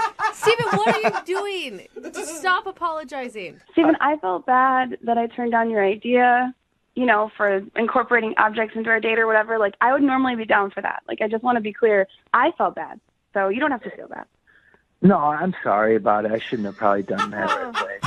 No, you don't have to apologize. You don't have to. It's okay. Well, I don't know. I just feel bad that I'm making you feel bad about, me feeling bad. So it's I'm sorry about that. The lack of confidence is kind of endearing to me now, Aaron. I don't know. I mean, you just have to stop apologizing. You're okay. We'll move on from here. Steven, Aaron is telling you not to worry about it. Do you hear her saying that? Yeah, I heard her. No, and I appreciate that. But, I know the truth, and it's probably more on some of the things that I've done. So You don't know the truth. That's the thing. Everything about you sounds really great and attractive and something that Aaron would want, except for this piece of you that seems to overshadow everything else. When you were talking about skiing and you made a joke about the bunny hills and I cracked up. Do you remember that? I mean, you were really funny and charming. Oh, thanks. Yeah. I mean, I'm just not very good at skiing, so it's funny to I don't know. Somehow I have a feeling, Steven, that you wouldn't think you were very good at skiing. Anything. But you thought that was funny? Yeah, of course. I thought maybe you were just being nice. No, honestly, I mean, you're really funny. You just need to work on your confidence a little bit, and you'd be sexy even. Wow, that's very nice of you to say. Thank you. There you go, Steven. Look at that. Aaron thinks you could be sexy. Someone should put a little pep in their step. Aaron, would you like to go out with Steven on a second date? We will pay for it. I mean, I was just trying to get his spirits up. I mean, I don't know if I'm ready to take that step yet. Come on. Yeah, I kind of figured that was probably what you were thinking, so I don't blame you. Steven, I wasn't just trying to be nice. I just don't know if you can stop beating yourself up. I don't know if you can stop. If you can stop this and just be with me.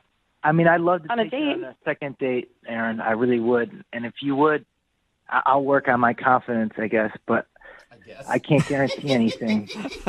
Steven, try it again. Try that again. Yes. And then say that you guarantee it. I want to see if you can do it. All right. I do it. All right, cool. Okay. Well, I really would love to take you on a second date, Aaron. And, I'm going to work on my confidence. So, you know what? I guarantee it. Whoa, there you go, Aaron. That's a Steven guarantee. That's as good as gold. It's almost like a pitch man now. And you know what? We're probably going to have the time of our lives. Probably. Oh, my God, you're so Come on, Aaron. horrible right now. Aaron, just give him one more shot. You cannot say no to that. All right, yeah, I'll give you a shot, but don't put too much pressure on it, okay? Just be No, you. I'm gonna Just play be cool. confident. Yeah. I'm going to play totally cool.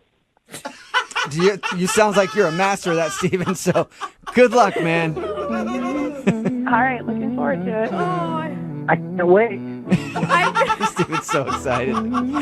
Brooke and Jubal in the morning.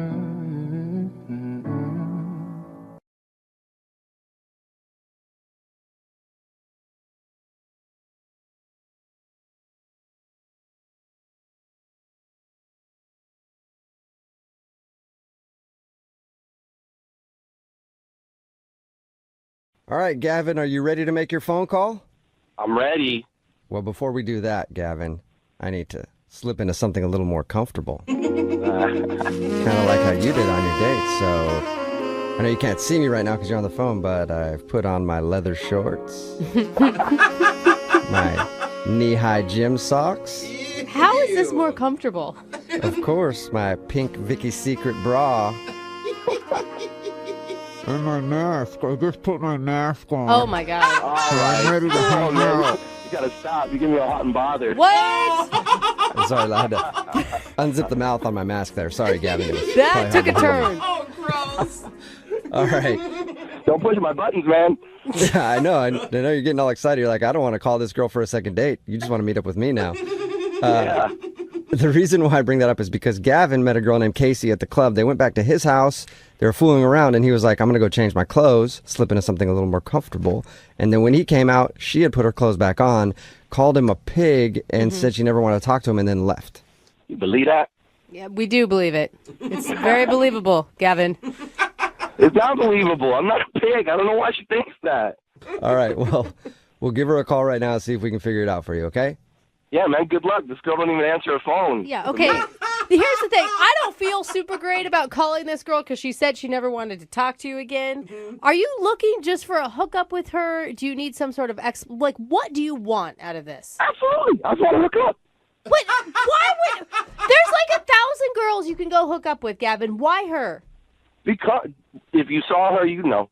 Oh, okay. And also because she walked away. You're so close. Right, look, I had my mind set on it. That's all.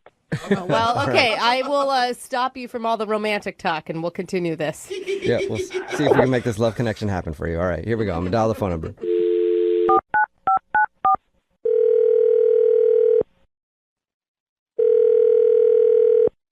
Hello, Hi, can I speak to Casey, please? this is she. Who's this? Hey, Casey, how are you? My name is Jubal from Brooke and Jubal in the morning. Who are you calling from? Jubal from Brooke and Jubal in the morning. It's a radio show. Oh, I don't know you. No, you don't, Casey. All right, no, you don't. Yeah. But I'm glad we're meeting now. I'm calling you today, Casey, because one of our listeners actually emailed us about you. Who? I don't understand what's happening. Well, we do a segment on our show. It's called The Second Date. That's where if you go out on a date with somebody and then end up not calling them back after, they email us to see if we can get you on the phone and find out what happened. And you recently met a dude named Gavin while you're out at the club. Oh, my God. Oh, Whoa. It literally sounded like you just threw up in your mouth right now. yeah, because I did. Oh, Gross. right. So Gavin told us a little bit about meeting you. He said he liked you a lot and he thought everything was going fine. But then you left his house and called him a pig and said you never wanted to talk to him again. That's right. Okay. See, you can understand why, I don't know why he'd be confused though. Like, according to him, everything up until that moment was great. I think he knows why. No. Well, we talked to him and he has no idea. Do you want to tell us? The guy's a pig and he knows it. He actually doesn't though. Think about this, okay? So he's a pig and he's going to continue being a pig unless he knows why he's a pig. And he has no idea. So if you tell us, then we can tell him and maybe he can change his ways and not be a pig anymore. You could help turn that pig into a beautiful butterfly. Now, let's not go too far, right? Like, she threw up in her own mouth, for God's sakes. I think that may be a stretch. I just know that he's a cheater. Whoa. How? And how do you know that? So I don't know what he told you, but we were having a good time. We were. And we were on his couch, and then he went into his room. And so I looked up, and I saw that he had, you know, those Amazon Echoes? Yeah. Oh, yeah. And, you know, I just met him, and, you know, I got to take care of myself. And my girlfriends have told me that you could find out a lot about people from their Amazons, right? Oh, I thought you were going to say he was cheating with Alexa, which would be terrible. Wait, how do you find out stuff about somebody from their Alexa? Well, you can grocery shop for groceries with your Amazon account. And so I asked Alexa, what's in your shopping list? And so he had a couple of like razor blades and shaving cream and cotton balls. And then it started getting into stuff like feminine hygiene products, secret deodorant, like CoverGirl makeup. What?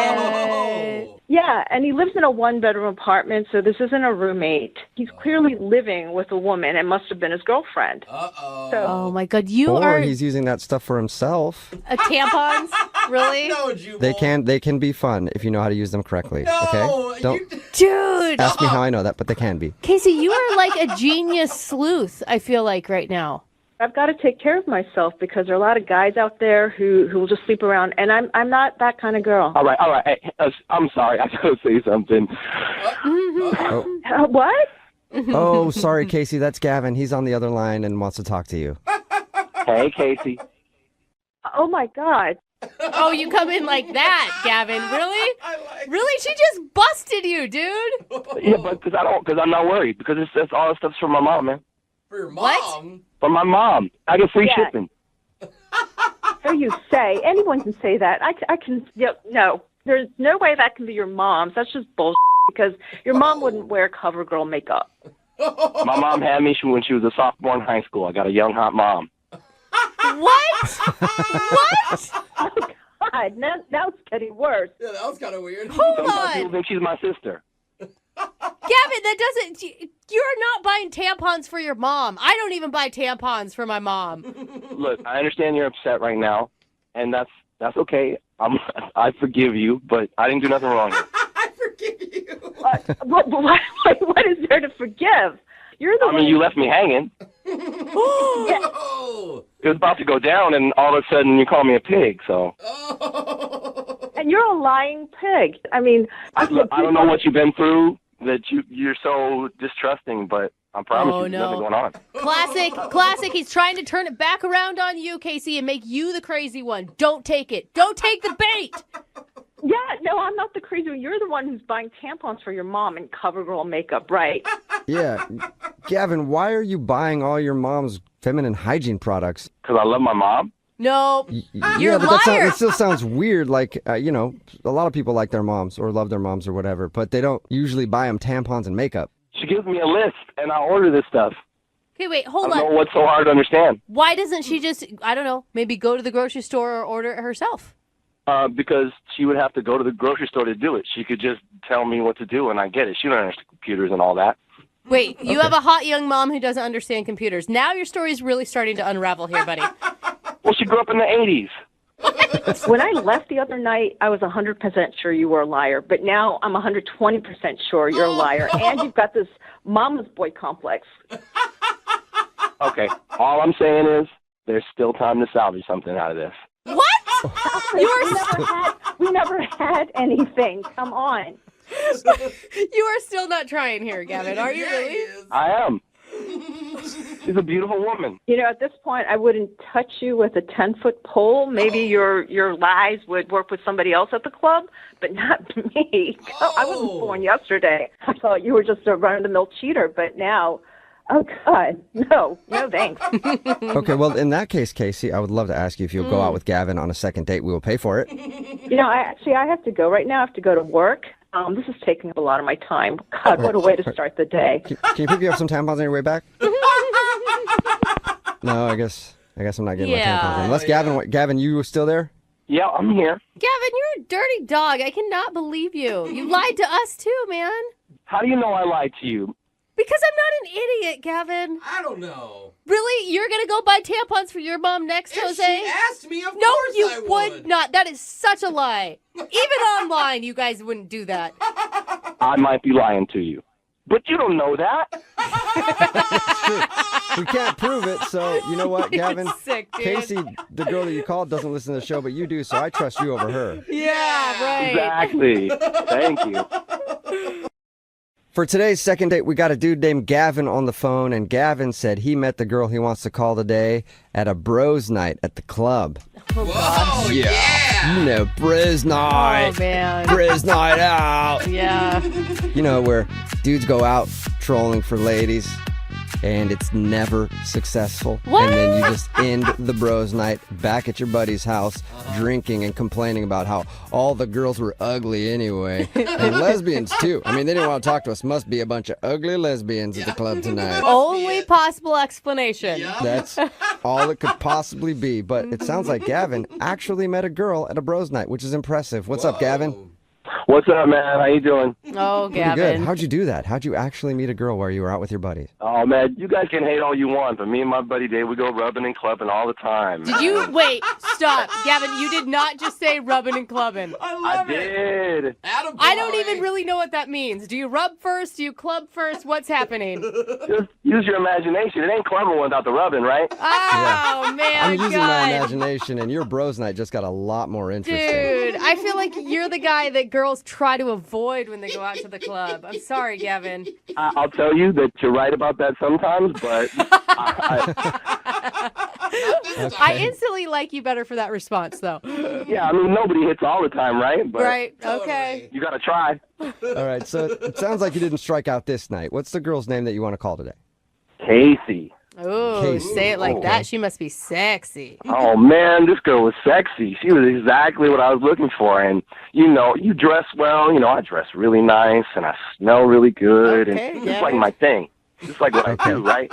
What attracted you to Casey? She was the only female that looked in your general direction, or was it? Well, I'm like a dancer, too, right? Like, I'm not a professional dancer. I don't have no training or nothing, but I go clubbing a lot, and I watch other people, and I go home and I practice. Oh, good job. Okay. Nice. I could actually appreciate a man who enjoys dancing and isn't just trying to grind on somebody's leg. Mm-hmm. I know you do. Ladies like the dancing. Yeah. And sometimes it helps with the grinding. Yeah. Well, even the rubbing. Mm-hmm. Exactly. All right, so you impressed her with your dance moves?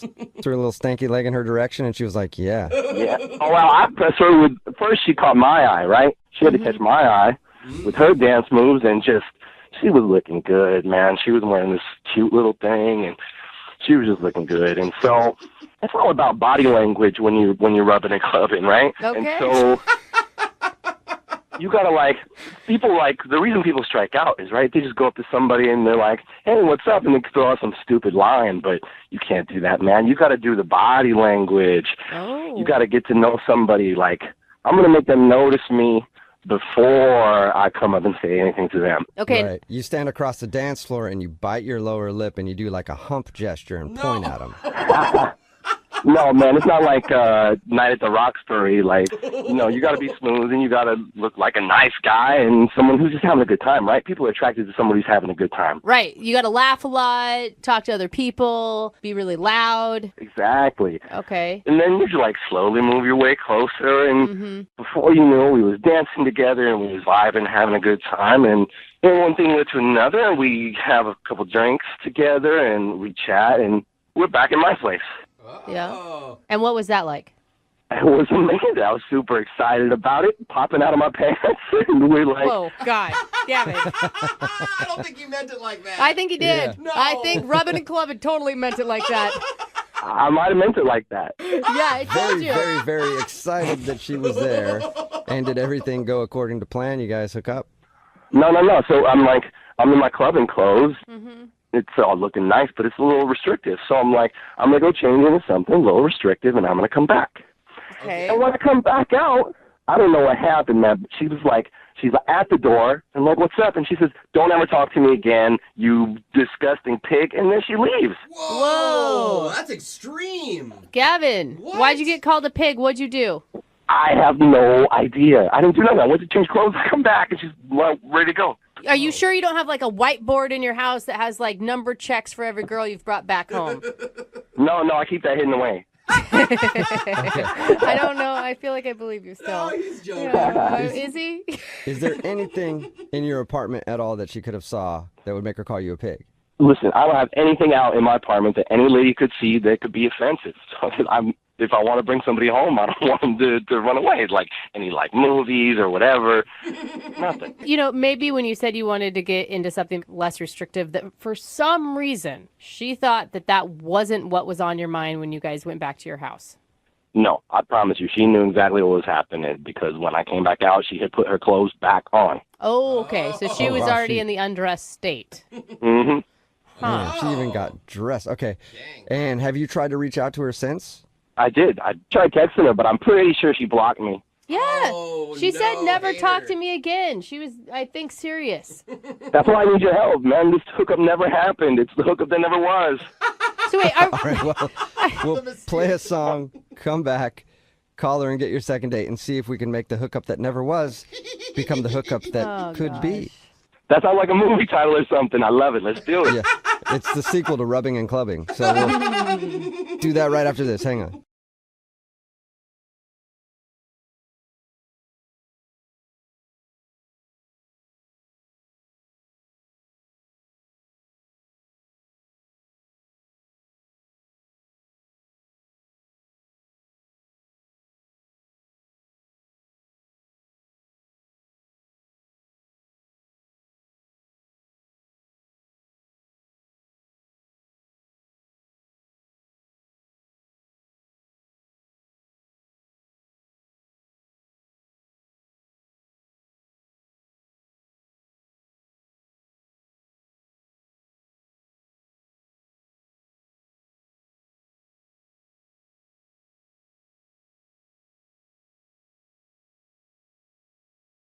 Are you single and feeling out of the loop? Put away that mouse and get out of the house. Join In the Loop, Seattle's brand new activities club just for singles. Go to intheloopsingles.com today. Moving 92.5. Brooke and Jubal in the mornings. Second date update. You know, this might be the first second date update we've ever done where I won't need to pay for the second date at the end of it. I didn't think of that. Between the two people if they decide to go out again.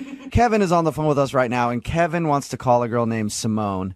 The interesting part about this, though, is Kevin wasn't completely honest with her when they went out. He's very wealthy. His family's very wealthy. He comes from money, and usually that's a problem for him when he's dating because that's all that girls are interested in. Poor guy. So he tried to play it a little different this time. Kevin, you know that a lot of people are going to be texting in going, who is he? Yeah. What's his name? Even I want to know. And I promised Kevin we wouldn't say who it is, but I can tell you I talked to him off the air, and all he'll let me say is that his family got all their money in the tech industry. Okay. And that's it. Right, Kevin? Yep. But I have confirmed it. It's legit. Kevin is a very, very wealthy man. Really? Yeah. Like very wealthy, Jubal? Yeah, that's what he said. I just wanna let it know. go. Yes, very wealthy, Jose. I know you have problems paying your car payment. Yeah, he has more money than you.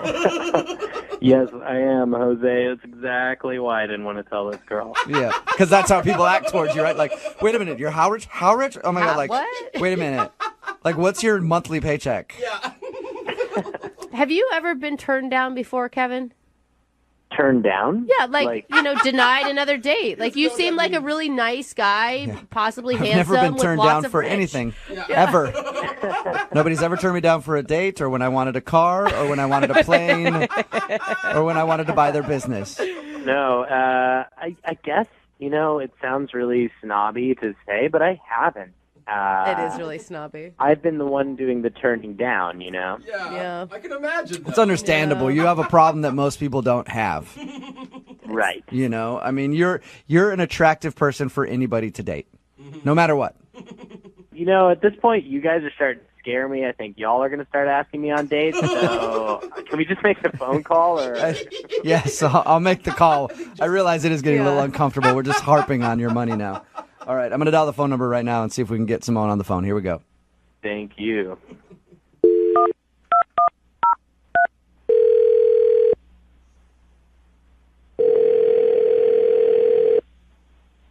Hello, Hi, can I speak to Simone, please?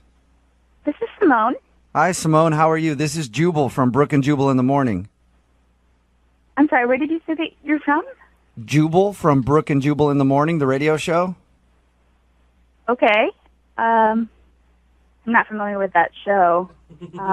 Oh, so you're the one. I don't get it. Yeah, you're not supposed to, really. That's fine. So if you don't listen to our show, I'm calling you today because you recently went out on a date with somebody who does listen to our show, and he asked me to get a hold of you. His name is Kevin, Okay. He's texted you a few times and hasn't heard anything back. Did you not like going out with Kevin? This is just really weird that you're, I don't know, calling me and asking me about this. I understand. We make a ton of these phone calls. It's never not weird.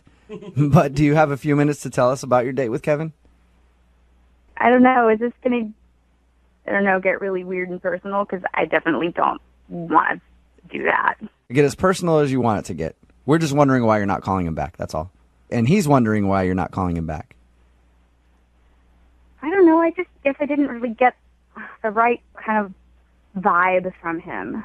Was he like too nice? I mean, we talked to him. He sounded really nice. Maybe too nice? No, he was appropriately nice. He's the right level of nice. I don't know. There's just something about him that didn't quite come across as the kind of person that I would normally want to date. Is he creepy? No, he wasn't creepy. He was sort of, frumpy. Frumpy? Yeah. My first impression was that he wasn't making a lot of effort for this date. So you like he dressed poorly? Yeah, I mean, it's not like he seemed he hadn't washed. I don't know, like I was wearing heels and I was wearing a really cute dress and I wanted to make a good impression and I didn't get the idea from him that that was important. Were you, what? Because I always think frumpy, immediately I think chubby. Are you not attracted to him because of his body build? He's cute. Not frumpy like chubby, just frumpy like I threw this on and whatever. So you feel like he didn't put in enough effort to try to impress you? Yeah. He was very polite. It's not like he was a jerk or anything. He was a nice person. I just had this sort of feeling from him that he is not a particularly motivated person or has any sort of real kind of hustle. Really? You know what? There's nothing more unattractive to me than somebody who isn't motivated. I will agree with you on that. And so that's the vibe that you got, huh?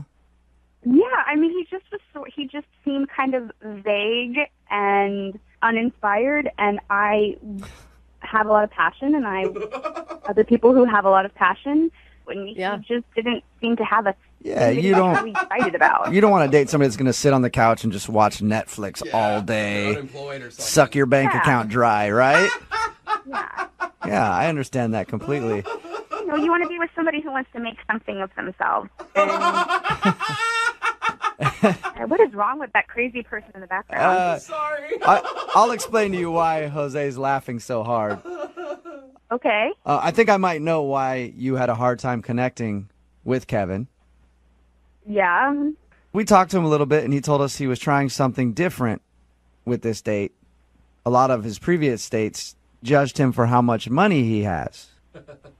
So he was trying to sort of dumb himself down, I guess, to not seem like he was as wealthy as he is.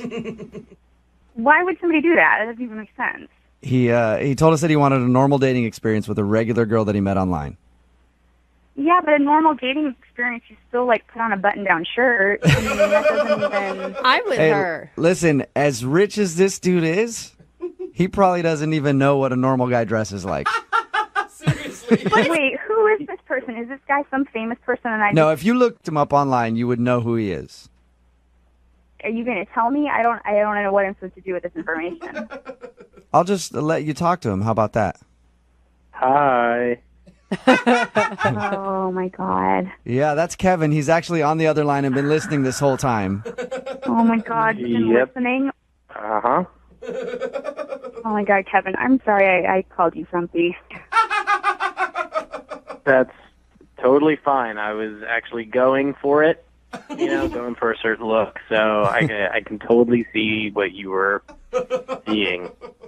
I just feel like I don't know what I'm supposed to do with this information because whoever this person was that you were, like, trying to pretend to be I don't think that's going to get you any more dates either. I don't... Like, I want to be clear. It wasn't like I was trying to be someone else. I just didn't want to divulge everything about my life and, like, have you get obsessed about, like, my family and money like everybody else I've gone out with. Well, I think at this point, the only thing I can do is just ask you who your family is. Yeah, that's what I was avoiding. I don't want it to be about that. I don't want it to be, like, some sort of, like, I'm wooing you with cash here. Well, I wouldn't want it to be about that either, and I'm sorry that you've had that experience. I understand why you've had that experience, but give me a chance to not be that kind of person. So wait, I can't tell. Simone, do you want to go out with him again, or do you not want to go out with him because you still think he's boring? I can't tell. Yes, I want to go out with him again. I just need Kevin to promise to be authentic. Okay. Well, at this point, I would love to ask you guys if you'll go out on a second date. I will pay for it. We already know Simone wants to go out. Kevin, would you like to go out with Simone again? I'm gonna have to pass. I'm gonna have to say no, man. What? Really? This just didn't. What? This just didn't work out the way I wanted it to. You're the one that called in to get a second date. And you're the one that told her about the money. I didn't say it. Jubal told her about the money. That is true. I just wanted her to know what she was missing out on by not calling you back. Why don't you want to go out with her now? It sounded like you were into it before. The whole point was to be anonymous, and now the whole thing's kind of blown up in my face. She knows who I am, sort of. And I don't know. Who you are. Yeah, she doesn't really know who you are yet. Yeah, but the money has come into the picture, you know? Okay, I think that's always going to be a problem for you, though, man. Like, you're going to have to get over that at some point. It's going to be a problem because he keeps making it a problem. Yeah. Well, now I just really don't want to go on a date with you because of your tone. I mean, you sound kind of bitchy. What? You know what? Good luck. I don't want to go on a date with you either. Oh, great. Well, maybe I'll date one of the actual radio listeners rather than you. So You want to date one of our listeners? Good luck with that, buddy. Hey, trust me, I can get you a date with one of our listeners. Text in 78592. You know they're only going to be interested in you for your money, though. That's it. Money doesn't buy a personality. Oh, yeah, but it buys a lot of other things. That is a very good point, Kevin. Yeah, you're an ass. Brooke and Jubal in the morning.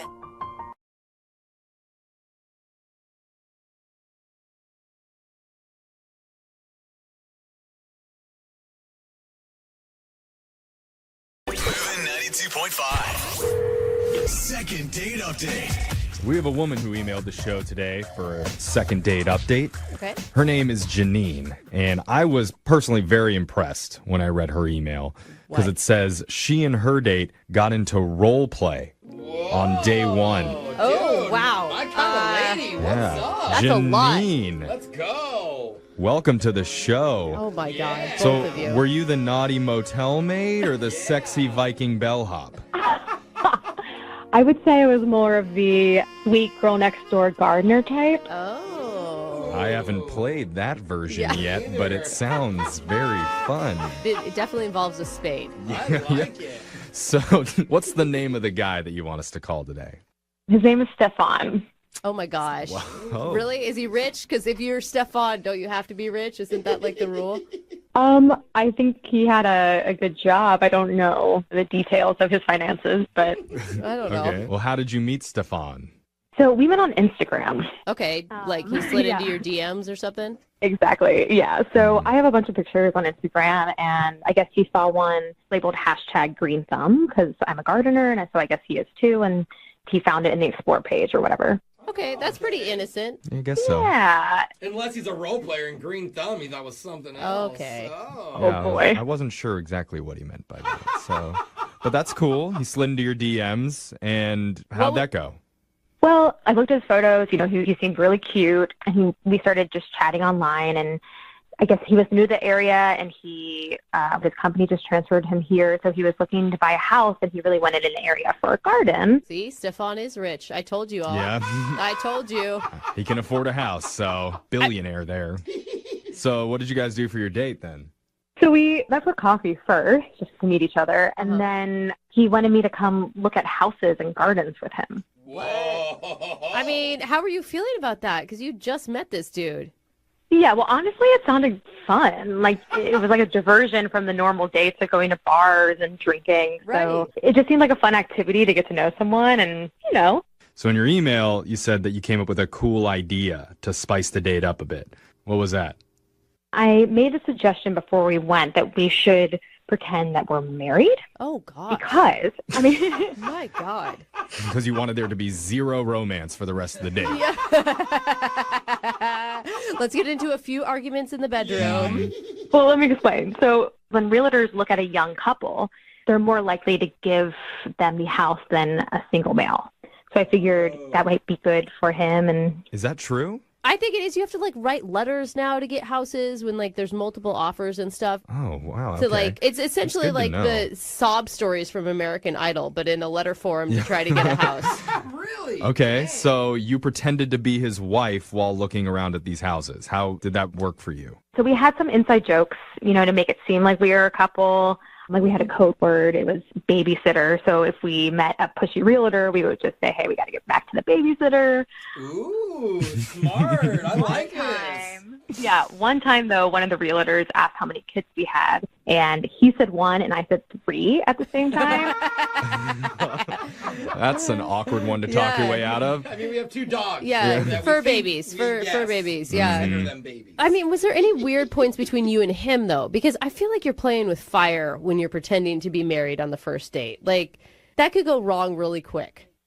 Sure. I mean, I understand what you're saying, but it was actually we had a blast. Okay. We saw probably a dozen houses the first day, and then I went with him the next day. Oh, We gosh. probably saw another half dozen. And then at some point he said that he was feeling really overwhelmed and just needed to take a break from seeing the houses. And I completely understand, it can be very overwhelming. But since then I haven't heard from him. And I'm wondering why he hasn't called me back. We found this amazing Cape Cod house that was darling. I really think it was the best house. Why are you guys laughing? What is Cape Cod It's house? just such a weird conversation I know, to it's- have with your first date. And she's not even buying the house. She's like, oh, it was gorgeous. I had this great back porch that we could suntan on. I mean, maybe that's the problem. Maybe you were talking in we and it freaked him out. Oh. Maybe. I don't know. I mean, I have a lot of knowledge about this stuff, so I just thought it was innocent and helpful. Yeah, Okay. because you're an HGTV addict. I get it. Yeah. But he's in on the joke, guys. Exactly. It's not like she's acting. I know, but some jokes go too far. Okay. I mean, what do you think? Why do you think he's not calling you back? I don't know. I mean, maybe it's that, which would seem weird since we both agreed on this fun game that we were playing. We got drinks afterwards, and it was fun, and it was nice. I didn't really see any strange signs unless he's just one of those guys who meets a girl and then dumps her. Meets a girl, pretends to be married with her, and then never calls her again. Totally. I run into those guys all the time. It's the age-old story, Yeah. Brooke. What happened when you guys got drinks, though? Anything? I mean, it was just, a normal date, cracking jokes. We talked a little bit about the houses. We got to know each other a little bit. Okay. All right. Pretty normal. I mean, yeah, it sounds fairly normal. Questionable. I mean, we'll call it normal for this show. Yeah, right. So Well said. we're going to play a song. We'll come back and we'll call your estranged husband for you. And we'll try and get you a second date update, okay? Sounds good. All right, hold on, Janine. If you're just tuning in, we're in the middle of one of the most tame second date updates we've ever heard on this show. That's very true. I'm serious. One of our listeners, Janine, spent 2 full days pretending to be some guy's wife as they went around the city looking at potential homes to buy. Yeah, not together. He's buying the house. She was just helping. Right. Yeah. They did that because her date, Stefan, recently moved to the area, so he's looking for a place to live. They saw over a dozen houses before finally deciding to call it quits. But now her date, Stefan, is suddenly Steph gone. Ooh. You were dying to say Yes. I did not see that coming. That's I'm going to why. be honest with you. That's why they put me in this position. A little, Yeah, little it's classic really good. husband humor, Yeah, which there I we know go. Janine loves. Don't you, Janine? You have some clever things, yeah. Okay. Clever things. I'll take it. Sounds like she's talking to a husband there. Yeah. Shut up, honey. You're you. I That's mean, for sure. I will say, listening to the recap, Janine, do you think that he just got bored? I didn't think about it until I heard it all into one sentence. But maybe. Maybe there wasn't enough sexiness there. Yeah, maybe. I mean, maybe he was married beforehand and then it triggered. It's I don't know what kind of secrets he has. You know what I'm saying? Okay. I don't think that's it, but all right. Well, let's call Stefan and get your second date update. I'm dialing the phone number right now. Here we go.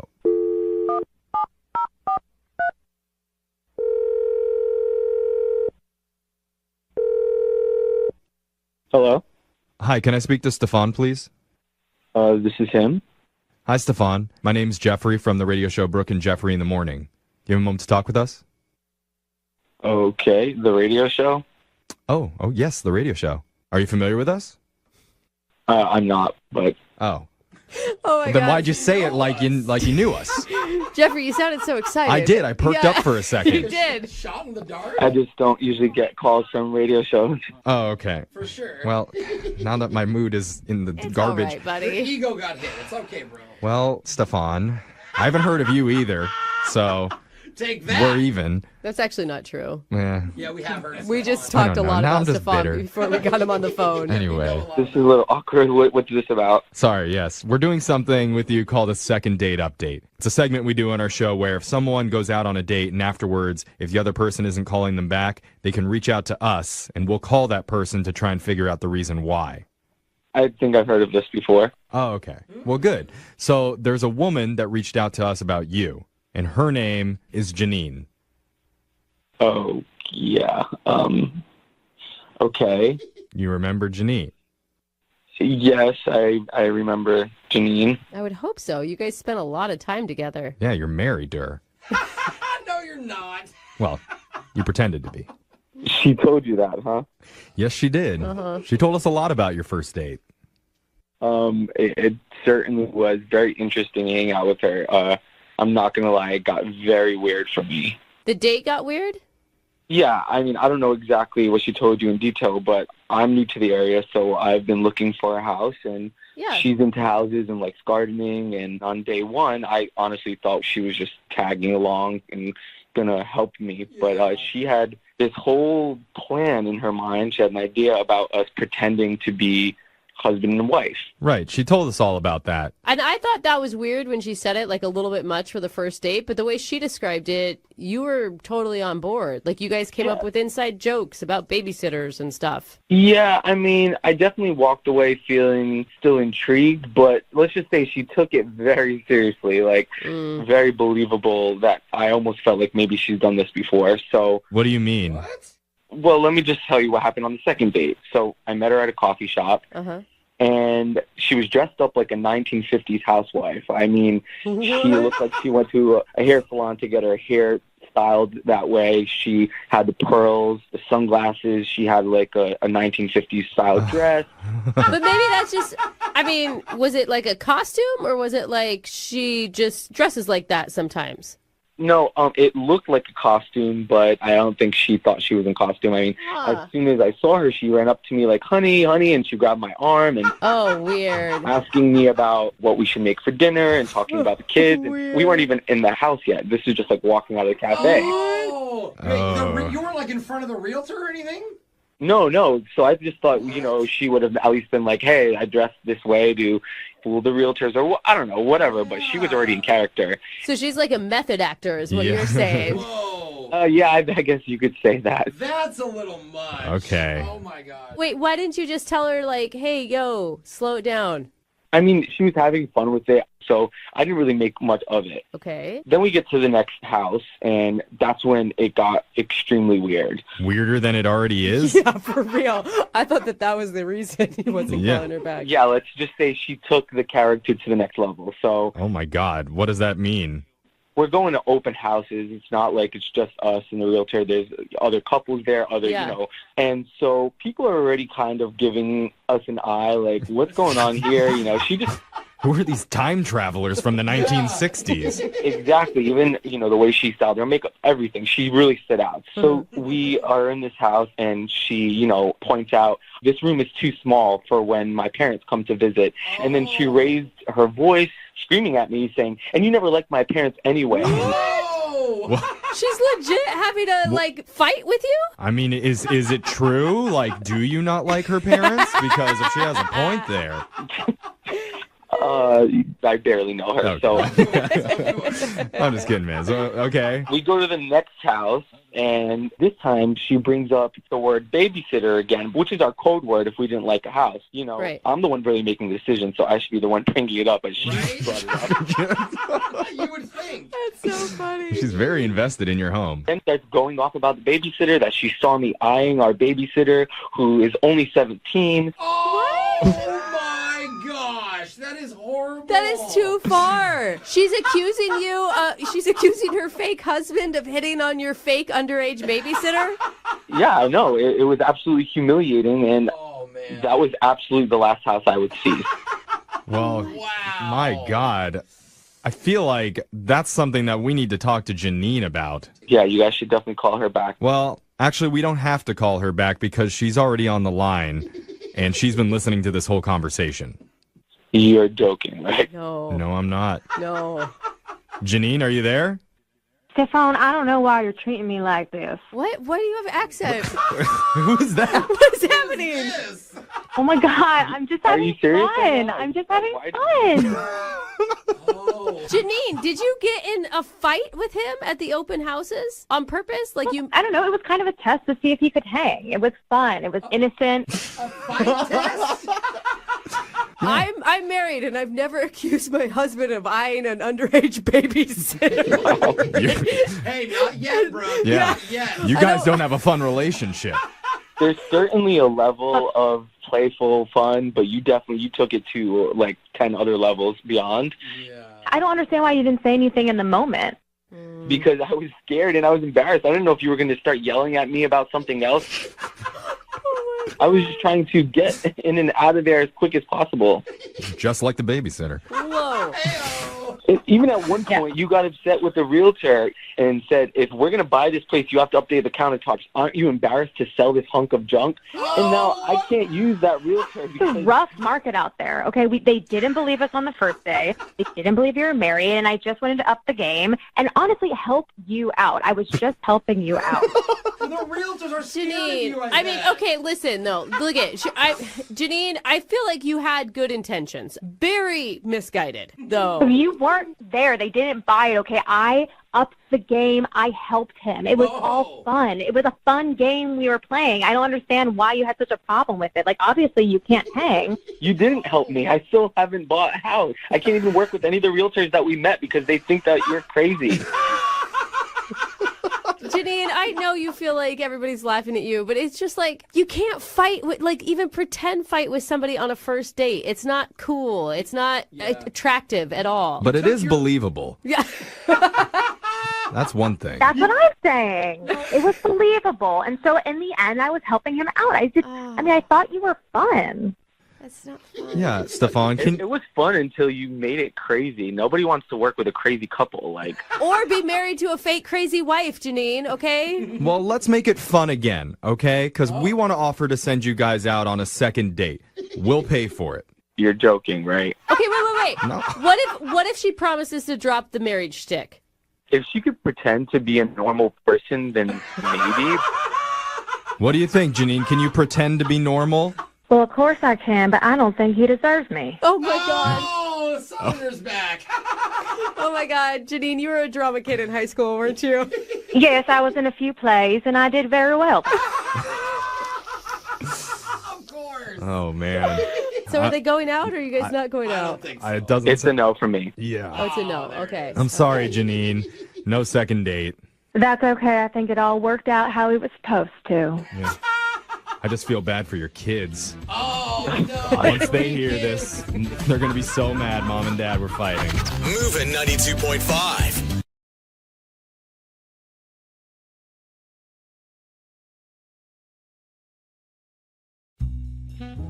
I honestly wasn't sure if this was a second date or a missed connection.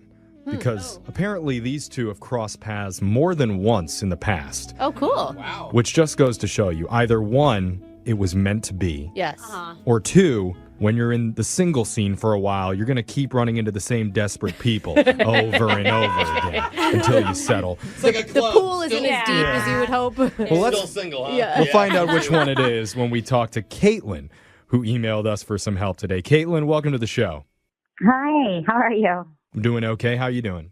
Good. So tell us about the guy that you want us to call today. What's his name? Oh my gosh, his name is Chase, and we met Ironic. online. Yeah, it is ironic. That's a good point. All right, so you met him online. And when you say you met him, are you talking about the first time you guys met? Because Jeffrey said that you kept running into each other. Well, so that's kind of the weird thing. He kind of threw me when we were chatting, and his opening line is, "Hey, remember me? We were matched a year ago, and then you just blew me off." Oh, I've actually had those. You That's ghosted funny. him? Honestly, I can't even remember, but I do get matched with a lot of people, and so maybe he just slipped through the cracks. Oh, yeah. Got lost in the fold of hundreds and hundreds of matches that are coming after you. It almost seems like kind of passive aggressive. Like, remember me? You blew me off. Yeah, you know, I remember. Yeah, like he's been holding on to some grudge for a long time, but you didn't take it that way. No, I don't know. It was kind of like mysterious and everything, but I did. I felt crappy about it. I was like, oh my gosh, you know. Oh my gosh, he was hot and I blew him off. What was I thinking? Yeah. So, did you end up meeting up? We did. He took me to like a really super fancy restaurant, and it was amazing. I mean, like from the minute we walked in, like a lot of people seemed to recognize him. The host seemed to like, oh hey, you know, and greeting him, and then like a server came up to him, and I was like, I couldn't quite overhear everything, but something about like Barbados, and then I could have sworn I heard him say something about like a Sports Illustrated shoot. What? Whoa. Yeah. So you like? Who did you go out with? Yeah, is he famous? I don't think so, but he's obviously someone super important. Is there a famous Chase? Chase Utley. I don't know. He hasn't been around in a while. Yeah, I can't think. I don't know. There's a game show called The Chase. What does he do for work? Is he a photographer? You know, he was like a bit vague about it. He said like into investments and that means something illegal. No, actually, that's smart because he can say anything. If he says investments, I just get confused and believe him. Like, yeah, investments. Okay, sounds whatever. wealthy. That's great. Exactly. It's like when I don't want to tell people I'm in radio and I just say I'm in marketing. Yeah. Nobody has any questions anymore for some reason. So You're right. Once you got seated, how did dinner go? It was great. We had really fantastic food and great conversation. The chef came out and kissed him on the mouth. People were asking for autographs. I mean, it wasn't quite that crazy, but he definitely got some attention. And the thing is, he was kind of like shy about it. Like I tried to ask him questions, and he didn't seem that interested in talking about how fabulous he was. Shy or secretive? Yeah, that's a good question, Alexis. Well, I have to have this guy's back because even though we're not that cool. Because I'm famous, and let me tell you what it's like for me when people ask us about our jobs, you know, you're like, it's radio, it's cool, it's fun, you know, like we don't want to talk about it and delve into it, right? Because people think it's, oh, wow, and it's really not. I don't know. It just sounds like you don't really know anything about this guy. You know, like, what do you know? What did you learn about him? Well, his name's Chase. Okay. We know that. He was an extremely generous tipper. I don't know exactly what he left, but he left cash, and it looked like he was leaving like 100. Oh. And if he's leaving cash, you know he's like counting it in front of her. Well, and you know if 1, 2, 3. He's not radio famous then. Yeah. But if he's leaving a big cash tip, then so how did you end up leaving things with him?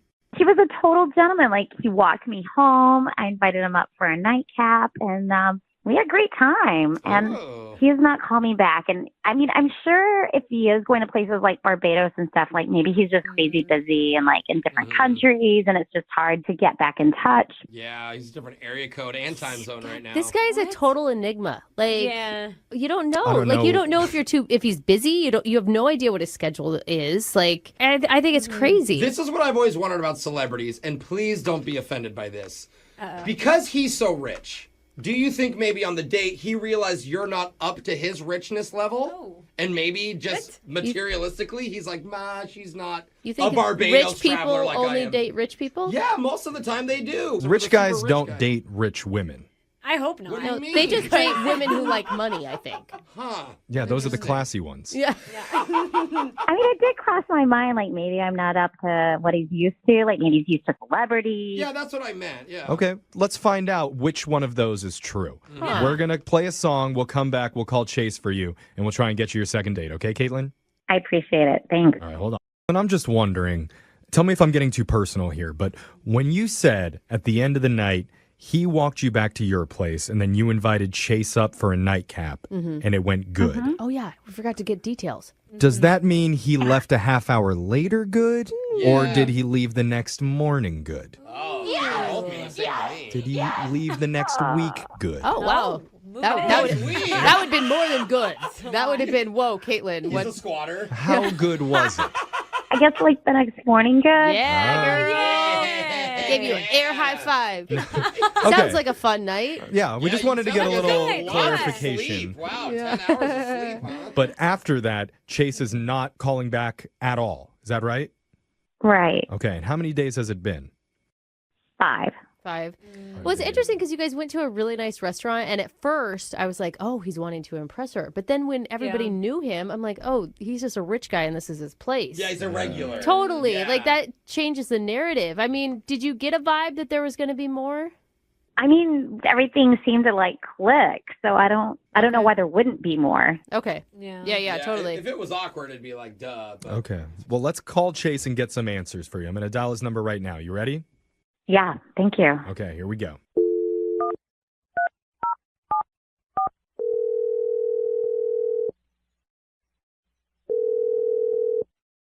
Hello? Hey, is this Chase?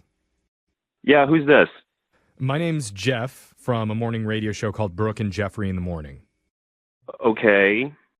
How you doing, man? I'm doing good, man. All right. Yeah, we're buddies now, Chase. Yeah, we're good. we're you best know? bros at this point. What's up, bro? How many people are on the phone right now? Yeah. 4. There's 4 of us. Yeah. There's 4 people on this call. Yes. Well, yeah. Yes. That's the low amount for Talking, this one. yeah. Okay, but no, All right. it's a morning radio show. We're called Brooke and Jeffrey in the Morning, and we do a segment called The Second Date.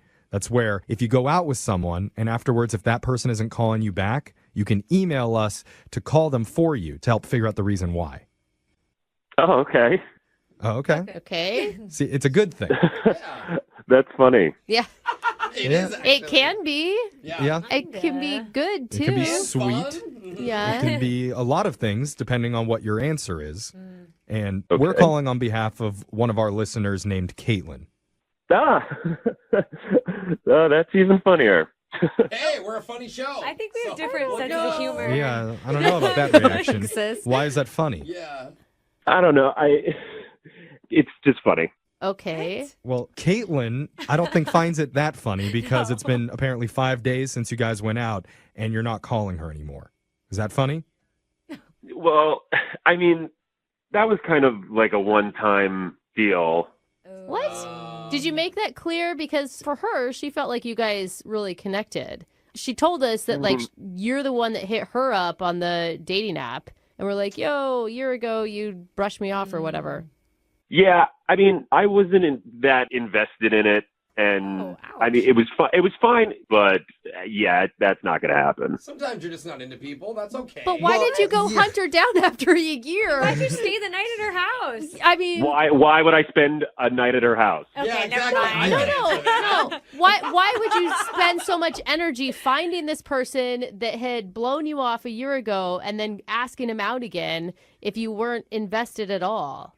Well, yeah, I mean, I don't know, like, we matched up after a year again. It's not like I hunted her down. Yeah, you know what I mean? We just rematched. That's all. That was the universe. That's not your fault. Okay. Okay. But she told us all about your night, and she made it seem like it was a pretty great experience. She told us you took her out to this really nice restaurant where apparently the waiters love you, and they were bringing up photo shoots in Barbados and Sports Illustrated, and she Oh my was God, really... she told you about that? Is he laughing again? Is this funny again? Yeah, why is this funny now? What's funny? This is hilarious. Why? Well, the dating scene out there right now is just utter shit. Am I allowed to curse? Yeah, you already did. Yeah, it's so too we late can bleep now. that out. Should have asked before you did it. But that's okay. Okay. And so you can't just like close your eyes and hope for the best. You gotta have to have a game plan. And you also need like one of your buddies to help you out with this. So I said investments because I knew that would probably make her be like, ooh, investments. You're talking about, are you saying your job in investments? Yeah, because it was just vague enough, but it still intrigues. Wait, is it a lie? Is that what you're saying? I got an E-Trade account, but it's not investment. Okay. I own like 10 Dogecoin. But the thing is here is that I asked my buddy who's a waiter at this restaurant to like help me out, build me up a little bit in front of her, in her eyes. He gives me an employee discount. I leave him a really nice tip. She's none the wiser, you know, and it builds credibility for me in her eye. This is just like a game you're playing with all your dates so you can get laid? Brilliant. I would totally fall for this. So this isn't just something that you did with Caitlin once. You do this all the time. Well, that's what dating is. It's games. It's not outright lying about who you are and pretending to be a famous person. Like, you don't think you could get laid on your own? Like, you have to, like, make up some extravagant story about it and get other people involved? Wait a minute. I did not make up an extravagant story. I made it look like something, but as far as she took it the way that she took it. Well, she took it as like you're a big shot that goes to Barbados and does photo shoots for Sports Illustrated. She took it exactly as you wanted her to take it. Yeah. Like, that is exactly what you planned out, dude. What do you really do? I'm not going to tell you. I don't know who you are. Maybe if you're willing to sleep with him, then he'll say something. Okay, all right. So your whole plan was to just say whatever you want to say, spend the night with Caitlin, and then never talk to her again? I mean, that's layman's terms, but yes. I like how you say, like, you're not interested in her, and that's why you can't talk to her again. Like, you can't talk to her again because your whole life is a lie. Like, what are you going to say? You'll never, what if you meet somebody you actually like? You'll never be actually able to date them. Look, you sound really bitter right now, and I'm assuming that this has happened to you in the past. So. You You wouldn't be wrong, man. She's always the rich one, so she's jealous. I just hate liars. Like, man, you're going to ruin your own life by doing this, and you don't even see it. I never lied. The waiter was saying those things, and I just politely smiled. Oh, my God. Okay. I give up. Caitlin is going to be glad to hear. I mean, well, at this gross. point, Chase, I need to tell you something that's probably going to break your plan of never talking to Caitlin again. Yeah. Because she's actually on the other line listening, and she wants to talk to you. Who's sneakier now? Yeah. Oh, yeah. Oh, my God. What the hell? That's even your name. You people are ruining my life. Ah. That's just messed up. It might be messed up, but that's the way that dating is right now. So, it's creative. Well, yeah, if you're going to be that sour about it and, like, have to just come up with lies, not ever giving anyone a shot. Who knows? Maybe you were actually a nice guy, but I kind of doubt it after hearing all this information. You only kind of doubt it. That's amazing, Caitlin. He's not wrong about the bleak dating scene. You got to take what you can. But, Kate, like, honestly, if you asked me if that's true, then I would have told you the truth. Oh, really? Ask him now, Caitlin. You do this over and over for one night stand. I mean, that's just disgusting. Yeah, and pathetic. It's just so pathetic. I know that I did what was best for me. I have to put the playing field in the way that would best suit me. Who wouldn't do that? Oh you know what I mean? Who But you're wouldn't not try to even make it? playing. You could have spent your 2 Benjamins on just getting what you wanted. I mean, that's just... Well, joke's on you, Kate, because my buddy actually gave me back some of the tip that I gave him. So I didn't think of that. Oh, it turns out he's not so rich, Alexa. Give him like $1,000 and he gets like 900 back or something. Shocking. Oh my gosh. In that That's case, smart. Yeah, you showed her, didn't you, Chase? if you're not that well off, then we need to help pay for your second date. Yeah, Brooke feels really bad. We're offering to do, Brooke is actually going to fund it fully on her own. I'm always standing up for the underprivileged. Yeah, Chase, what do you say? You want to give it another shot? Yeah, I don't have to take any of this. Oh, wow. I'm sick of being ridiculed by you losers. Oh. Did he hang up? Yeah, that was the best part of the whole call for me. Oh. Just the hang up.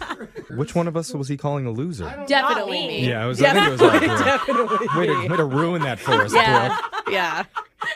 We thought we were cool with the rich guy. Yeah. Caitlin, I'm sorry that it played out that way. I just want to throw up. Oh, I'm so sorry. Yeah, some dudes just, they get what they want. Yeah, they're not all like that out there, Caitlin. But Maybe ask for a real profession next time when you ask them what they do for work. No, I think you need to go back to that restaurant every day this week and just blow up his spot. Oh, that's a good idea. Now we're talking. Oh, my God, I am doing that. I am totally doing that. Thank you. Great suggestion. He's going to have to find a new friend. Yeah, take a video and send it to us, please. Finally, a successful second date. There we go.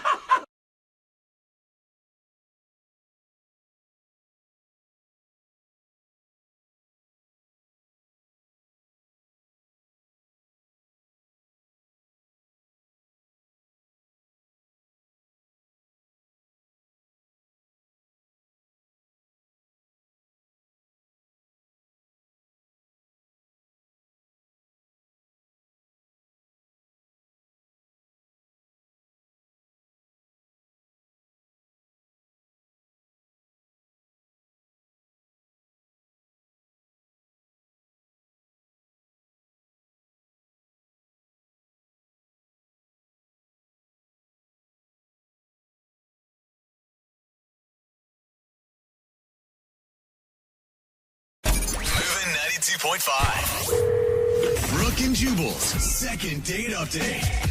It's always good when you go out on a first date and don't spend a lot of money, right? Yeah. Especially when you have friends who maybe work in the service industry or something can hook you up. Oh, I've done that. Without that person knowing, oh, dude, working in radio, get so many gift cards and everything else. I can't tell you how many dates have been comped through the sales department here. No. Shouts to them. Thank you for helping me out with that. That is not true. It's you going to a restaurant saying, "Do you know who I am?" and then going, It doesn't give no. me anything. No, I don't. No. Don't, It's sir. gift cards. Yeah. Nate is on the phone with us right now. Nate got the hookup on his date from some friends of his. First of all, Nate, how did you meet the girl that you want us to call today? We met on Friend Finder, man. Okay. Friend Finder. Nice. What is that? It's I'm guessing it's like a dating website? Yeah, it's kind of like Craigslist-y for dating now. It's very deceiving, seeing as it's called Friend Finder. I would Yeah. get stuck on there actually trying to find a friend. Just someone to hang out with? So you met her on that website, and then what'd you guys do? She just moved to town from this small little town, and so I picked her up. She looked amazing. I took her out. I showed her around Seattle. I showed her the hot spots. I showed her where I like to party, where she should party. Mm-hmm. I took her to a great restaurant with like a stunning view, and we were totally hooked up. I know some waiters there. They like totally took care of us, gave us a Yeah. table away from everybody. That's what your email said, is that you knew people at the restaurant. Did you try to impress her, or did you tell them that you had I friends wasn't there? like egregious about it. I was just like, they took care of us and made it look like I was like a good customer. They weren't like fawning at my feet, but if I snapped, they were there. Nice. Okay. So where'd you go after dinner then, after you wowed her with your hookups at the restaurant? The valet hooked me up with the car, and then we went for like a little drive around the city again. I showed her some beautiful Did you say views. Did you say the valet hooked you up with a car? Like someone else's car? No. He hooked me up with my car. I made it a little nicer. I was We like, committed Grand Theft Auto. I was like, that's a great idea if you know a valet. And he's like, hey, go ahead and take this guy's Lambo for a little while. That's a good idea, but no, that didn't happen. We went out for a drive. This is a gorgeous drive home. I took the long way. Took her back to her place, and I was like hoping for the invite, and no invite. Okay. Did you like linger, waiting for her to invite you up? Like, hey, good to see you later, I guess. Maybe a little. It may have been a baby linger, but it wasn't really a linger. She knew that I should be invited up. And, I was like just about to turn the car off. Mm-hmm. And then she kind of like yawned a bit and was like, I'm pretty tired. I had a long day. And that's sort of when I knew I wasn't getting the invite up. Okay. Yikes. Would have been nice if you had turned the car off and already got out of the car ready to go up there. And then Your shirt's off as well. So what did she say to you before she got out of the car? She thanked me, said she had a good time. And when I said, I'm going to call you, she's like, yeah, do so. Let's do this again, basically. All right. And then, I waited after the first date, and then texted her a few times, didn't hear back, called her, didn't hear back, texted her some more, and I was like, what? Now, Nate, do you think that she was impressed with all the stuff you did for her? She's from a town of like 50 people. I don't know how she wouldn't be impressed. Okay. A night out in the big city.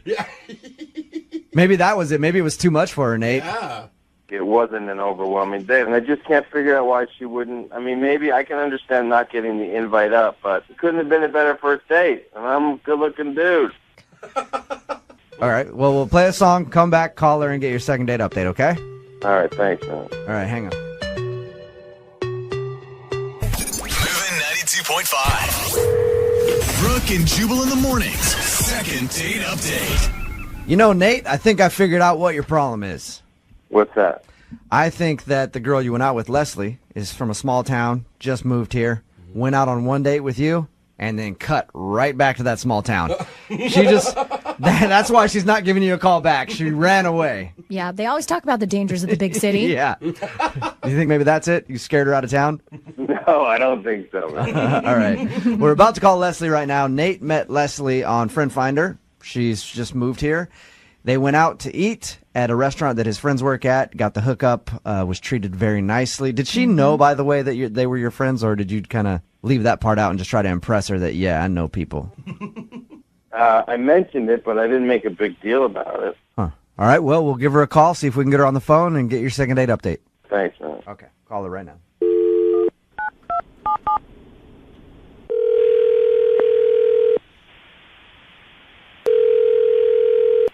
Hello. Hi, can I speak to Leslie, please? This is she. Hey, Leslie, how are you? This is Jubal from Brooke and Jubal in the Morning on Moving 92.5. Who? Jubal? I know that you're new here, but I host a major radio show here in town on Moving 92.5, Brooke and Jubal in the Morning. Have you heard of it? I don't know any stations yet. I just moved here, so. Give it a second. You'll hear of us. We are Okay. major morning show.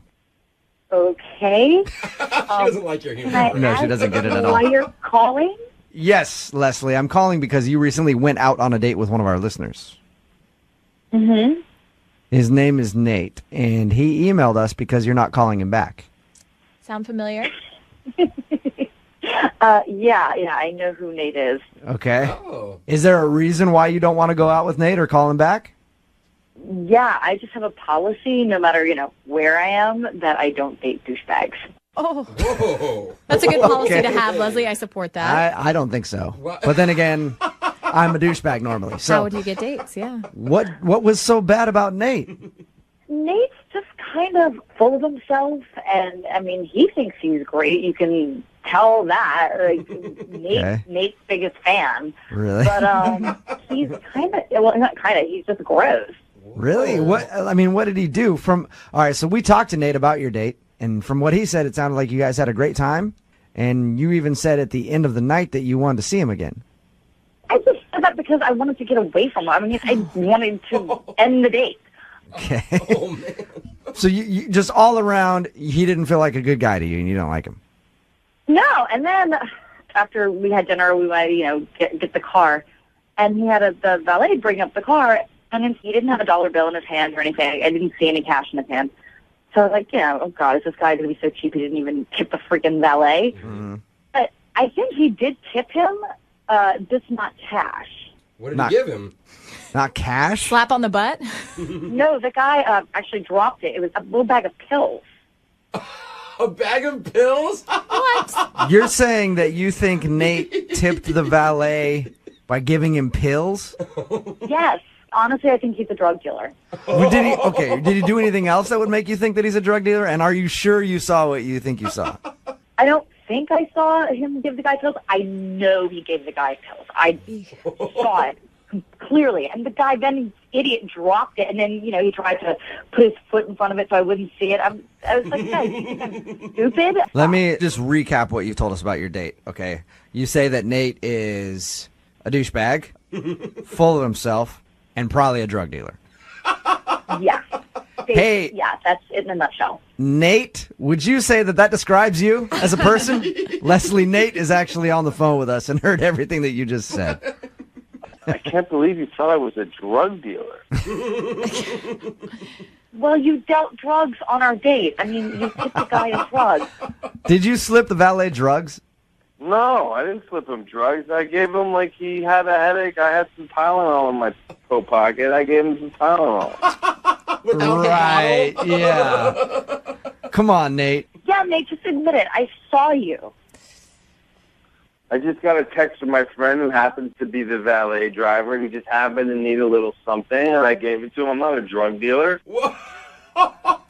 Oh, my God. All right, so you're not a drug dealer, but you did end up hooking up your friend.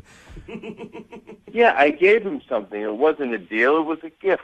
All right, Leslie, you know what, Leslie? I was thinking this whole time that you imagined that happening. I guess not. No, I saw it clearly, and there's a problem with my dates being paid with drugs, period. I paid with cash. I gave him. That was totally separate and different. Nothing to do with the date or whatever. Nate, why didn't you just maybe handle that later? If that's your thing and you want to do that, just go, yeah, I'll hook you up with whatever it was, but I'll give it to you. I didn't want to drive all the way back. I was hopefully going back with her. I was thinking I was going back to her place. I had no time. Yeah, tip number 1 for good dates, don't sell drugs on them. Or just don't do anything illegal. Yes. Perhaps that could get you both arrested on a date. I figured I had you roped in well before the valet. Yeah, Yeah, and you might not want to be so sure of yourself. It comes off a little arrogant and douchebaggy, I got to be honest. Yeah, I was going to say, Nate, do you want to respond to anything else that she said? So we got the drug thing out of the way. Yeah. Clearly that happened. She also called you a DB. She said you weren't the smartest guy and you were kind of slimy. How do you feel about that? What's up with that? I'm not slimy. And I'm a great conversationist. Did you just say conversationist? Yeah, I think so. It's honest, but it's All right. I don't know, but and a douchebag, I've never been accused of being a douchey. Just listen to the words that are coming out of your mouth. Listen to what you're saying. Everything you're saying is douchebaggy. I love the sound of my voice. I've been asked by many people even to go on radio, so I don't know what you're talking about. Nate, I like the sound of your voice, too. I can't believe this guy. I'll tell you what, let me make it up to you. Let's go out again. There you go. Oh, there. Leslie, would you like to go out with Nate again? We will pay for the date. Yeah, no. It won't cost you a dime. Nate, it won't cost Nate any money. A free second date. We'll send you someplace really nice. Apparently all date snakes are free as long as he has the right drugs, so I don't think that's an issue with him. Well, I was going to say, you haven't seen how I'm going to pay for the date yet. I just said I'd pay for it. Moving 92.5. Brooke and Jubal's second date update. The guy on the phone to do a second date update today took his date biking. That's awesome. I've gone on a bike date before. It didn't work very well for me. Why? I showed up. She was on her bike. I had my tricycle with me. And she thought that was cute at first, but it was just really tough to keep up with her. Yeah. You know, You trying to pedal pedal hard. the tricycle behind her. Then I got frustrated and got off the thing, ended up throwing it into the water. It was by where we were biking, cussed at her, and stormed off. It's the last time I ever go on a bike date, I can tell you that much. Hopefully his bike date went better than mine. What's up, Scott? How are you? I'm doing good, guys. How you doing? Not too bad. Thank you very much for your email and agreeing to do the second date update. So tell us a little bit about the girl that you want to call today. Well, her name is Veronica, Mm-hmm. and I actually met her in a hot yoga class. Nice. Oh, I always think it's kind of weird for a guy to hit on a girl in a hot yoga. Well, it wasn't in hot yoga. It was actually outside of hot yoga. But you didn't do it right in the middle of the class? Like, it's all quiet, and they're supposed to be like, hey, what's your name? My name's Scott. You can call me Scotty B. You didn't do it like that? No, because it was my first time doing hot yoga, and I didn't realize how hot yoga got, so... It's true to its name, sir. Yeah, well, I mean, I almost passed out. So I had to excuse myself from the hot yoga room, and then, like, maybe a minute later, Veronica comes out. It was her first time, and she didn't know how hot it was. So you guys both were about to pass out. Yes, so we were That's awesome. both in the hall, dehydrated, and sort of laughing at each other. And so, struck up a conversation over that, and turns out we both like to exercise and stay fit, and I told her I like biking, and she said she liked biking, so I said, and maybe you'd like to go biking sometime, and she said sure, so I got her number, and we set up a biking date. That's pretty cute because nobody looks attractive when they walk out of a hot yoga class, especially when they're about to pass out. No, well, yes. We both needed water pretty bad at that point. So how long after you met did you go on your bike date? It was about 3 days later. Okay. So it was pretty soon, yeah. And I'm hoping you showed up to your bike date dressed like you were doing the Tour de France, just all spandexed out everywhere. No, there was no spandex on my part. She was wearing spandex, and she looked fantastic in them. But, she also packed us a lunch. That's cute. So it was cool. So we biked for about an hour. We stopped. We had lunch. We had some great conversation over lunch. We were both laughing at each other, and it was a great time. We packed up, biked another hour back to where our cars were, and then we get to the cars, and she just, she throws her bike in the back of hers and says, I really got to go. Talk to you later. That was it? Like, she didn't stop to talk, or you guys didn't hug or kiss or anything? No hug, no kiss, no nothing. Did she seem pissed about something? Not pissed, just she just seemed like she was in a real big hurry, and she just packed up and left. Did she seem nervous at any point during the date? Like, 'cause sometimes I get nervous and I do weird things. No, it wasn't like that at all. No awkwardness at all. That's good. You didn't, at least I thought so. You didn't flash her while you guys were out in the woods, did you? Just a little flash? And maybe you forgot about it? Yeah, I would have remembered if I would have flashed her. Are you sure? Very much. I forget all the time that I do, and then people remind me. It is an issue. But even if she was in a hurry, I cannot understand why she will not return any of my phone calls. Yeah, that's true. I mean, if she even had to get out of there for an appointment or something like that. Which I understand completely. If she had to be somewhere but the thing was, she never said she had to be anywhere. So Right. it sort of came out of nowhere. It's like, ooh, I gotta go. All right, maybe she's in a hurry for something. And then, like that was about a week ago. I've been calling her, and no answer, no return calls. What was the last thing she said to you? I'll talk to you later. Oh, All right, and that's brief. She lied to you because she's obviously not talking to you later. All right, well, we're going to play a song, come back, call her, and get your second date update, okay? All right. Thanks a lot, guys. Hang on. Moving 92.5. Brooke and Jubal in the mornings. Second date update. Right in the middle of a second date update. In case you missed the first part, Scott is on the phone with us, and he wants to call a girl named Veronica. They went out biking for a date, had a fun time, and at the end of their bike ride, she just got to the car, threw her stuff in, and left, like in a hurry. No real goodbye or anything, and she hasn't called him since. So we're about to get her on the phone and find out what went wrong on the date. Scott, I think I might have figured it out for you, though. Oh, what's that? Yeah, because you have no idea why she would have left like that. Like, the date was fine, everything seemed No good. idea. I think there's a couple options. One, I know when I go on bike rides, long bike rides like you guys went on, it shakes things up, and I usually have to go to the bathroom. So maybe she had to take a toozy, and that's why she was leaving in a rush, or she actually did it while you guys were riding on the bike path and had to leave. Poop is one of the reasons that you're naming. Or This is so she's addicted to meth, and reasonable. her dealer just got a shipment in that day, and so she had to run out to that, and then she's been holed up in like a meth den for the past couple weeks and hasn't answered you because she's been doing that. So those are probably the two best options I can think of right now. Well, yeah, I'm not too keen on either of them. Okay, Maybe but we should just call her and find out. All right, I guess that's a good idea. I'll dial her phone number right now and get her on the phone and see what went wrong. Yeah, I mean, maybe she'll answer in a meth. I don't know, dude. I mean, she seems kind of shady to me. Yeah, because most people you meet in a hot yoga class are normally meth heads. Yeah. Those two things go hand in hand. Meth addicts love it. Okay, man. I'm going to dial the phone number right now, see if we can get her on the phone and get your second date update, okay? Thanks a lot, guys. Yeah.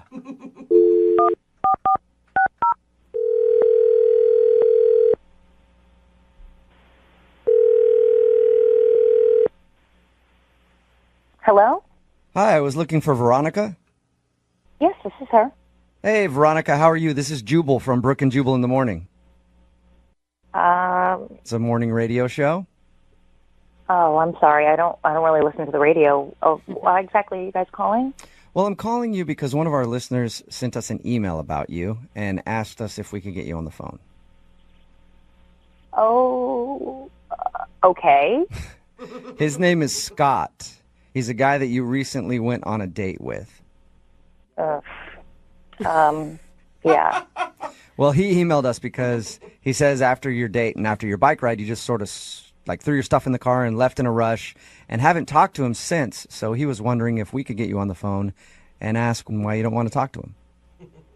I really don't want my business out there. I mean, is this, can people hear me?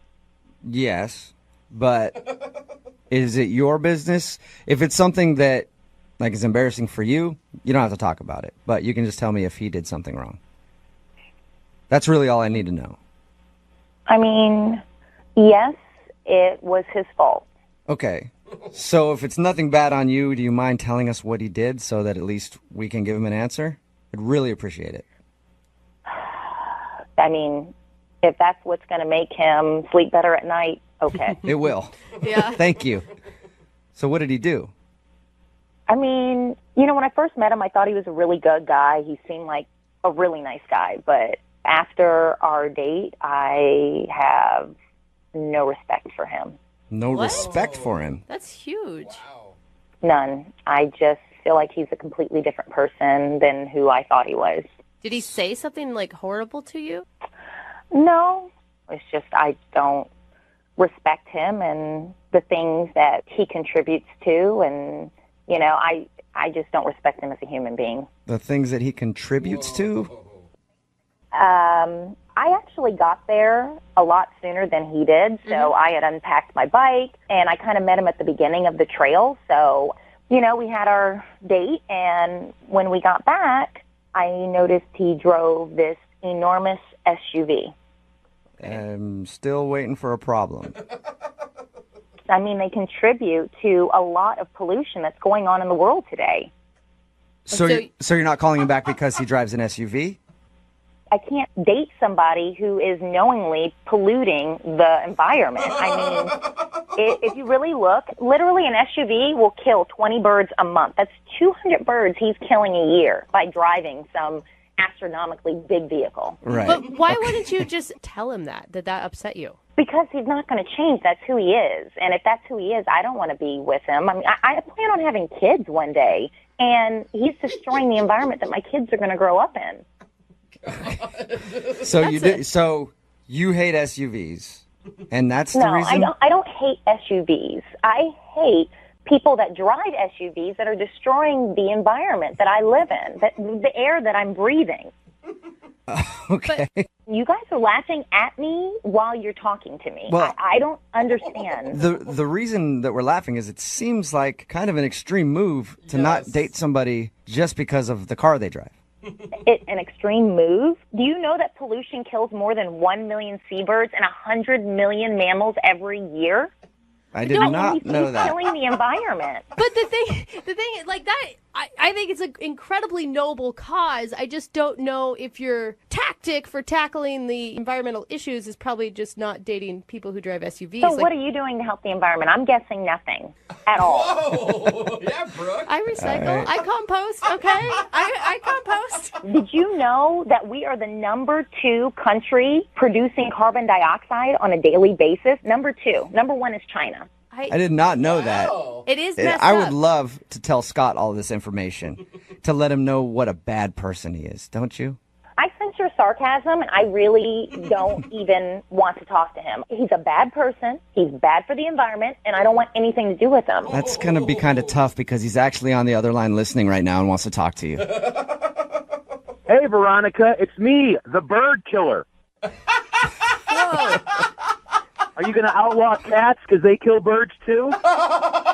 What's going on? I didn't even know he was on the phone. Yeah. What are you guys doing? It's a detail I left out. I didn't know I was such a bad person like Jack the Ripper. Holy cow. You are a bad person. Whoa. I drive an SUV. So do thousands of other people. You don't need an SUV. You don't even have a family. It's just one. Get a smaller car. Good point. You're telling me how to live my life? Bottom line, Scott, you are destroying the world with your SUV. And you know what? I think it's disgusting and repulsive. So it is what it is. Wow. Well, you know what? Bottom line, you're insane. I respect the environment as well, okay? Just because I don't drive the kind of car you think I should drive doesn't mean I don't care. Doesn't mean I'm a bad person at all. I'm surprised you just didn't take a match and light the whole entire forest up while we were doing. I'm surprised you just didn't burn everything down. So that's what you're doing driving an SUV. Wow, you know what? After hearing you talk, I'm surprised you didn't drug me and harvest my organs for birds. What? Oh my God. The world would be a better place without you. I probably should have done something like that. Veronica, don't you think that you're being a little extreme? Like, you know, your message is getting lost. She's being crazy. You know what, Scott? I'm the only one in this whole entire conversation that's actually speaking the truth, and I'm actually glad I'm on the radio so it can expose how mindless and how simple and how disgusting you are as a person. Oh my God. You know and what? by the way, hold on. My last fact. By the way, another fact. Okay, let's hear it. Oh yeah, you're driving an SUV using gas because you're not in a hybrid or an electric vehicle. Well, every 1 million tons of oil that is shipped, approximately 1 ton of that gets wasted in the water. So now you're not only pollutioning our air, it's the ocean, it's the air, it's everything. You're an evil person. Oh my God. This is a perfect time to ask Veronica, would you like to go out on a second date with Scott? We will pay for it. You must be stupid to even ask me that question. I'm not going out with that guy again. Yeah, he is. I am kind of stupid, yes. So no second It date. doesn't matter because after hearing her talk, my has gone up into my body. Wow. Whoa. That seems also. But I won't be urinating anymore, so I won't flush the toilet, and I'll be saving the earth. It's an interesting way to think about it. Wow. Well, actually, your inside your body will be great because that means you're not going to be populating the earth with more idiots like you. Nice bird. I can drive them around in my SUV because I got plenty of room in the back. Wow. That All right, well, you guys. Scott, thank you for your email. Veronica, thank you for your time. I just want you to take comfort in knowing that your message was heard loud and clear. Very loud. Good. Yeah. Thank you, Veronica. Goodbye. Scott? Can you believe her?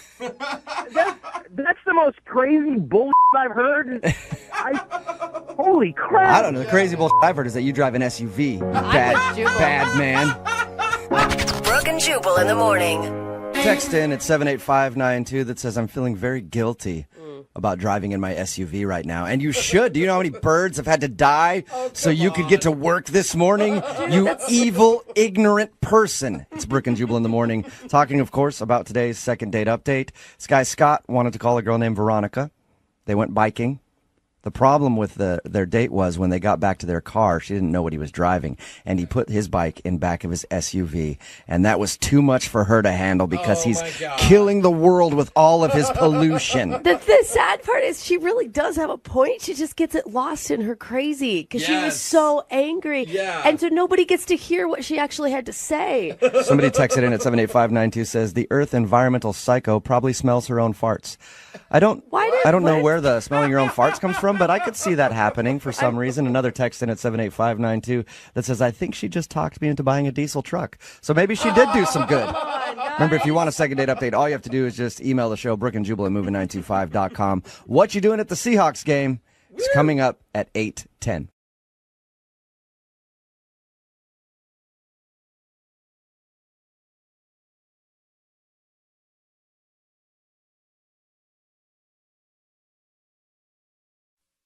Moving 92.5. Brooke and Jubal in the mornings. Second date update. For today's second date update, we got an email from a listener named Tanya, and her email said that she's desperate and needs our help. Oh, okay. Well, we are the perfect place for desperate people. Yeah, I didn't even read her email. I just saw an email from a female that said she was desperate, and I was like, okay, cool. We'll talk to her. Yeah. See what it's all about. Okay. Because I like desperate females. So what's up, Tanya? How you doing? Hey, guys. Yeah, you do sound desperate. Did you hear that high? Yeah. Whoa, Tanya, things are bad, aren't they? They are. I really screwed up, and I would love your help. Okay. Well, before we get into the screw up, tell us a little bit about the person you want to call today. What's his name?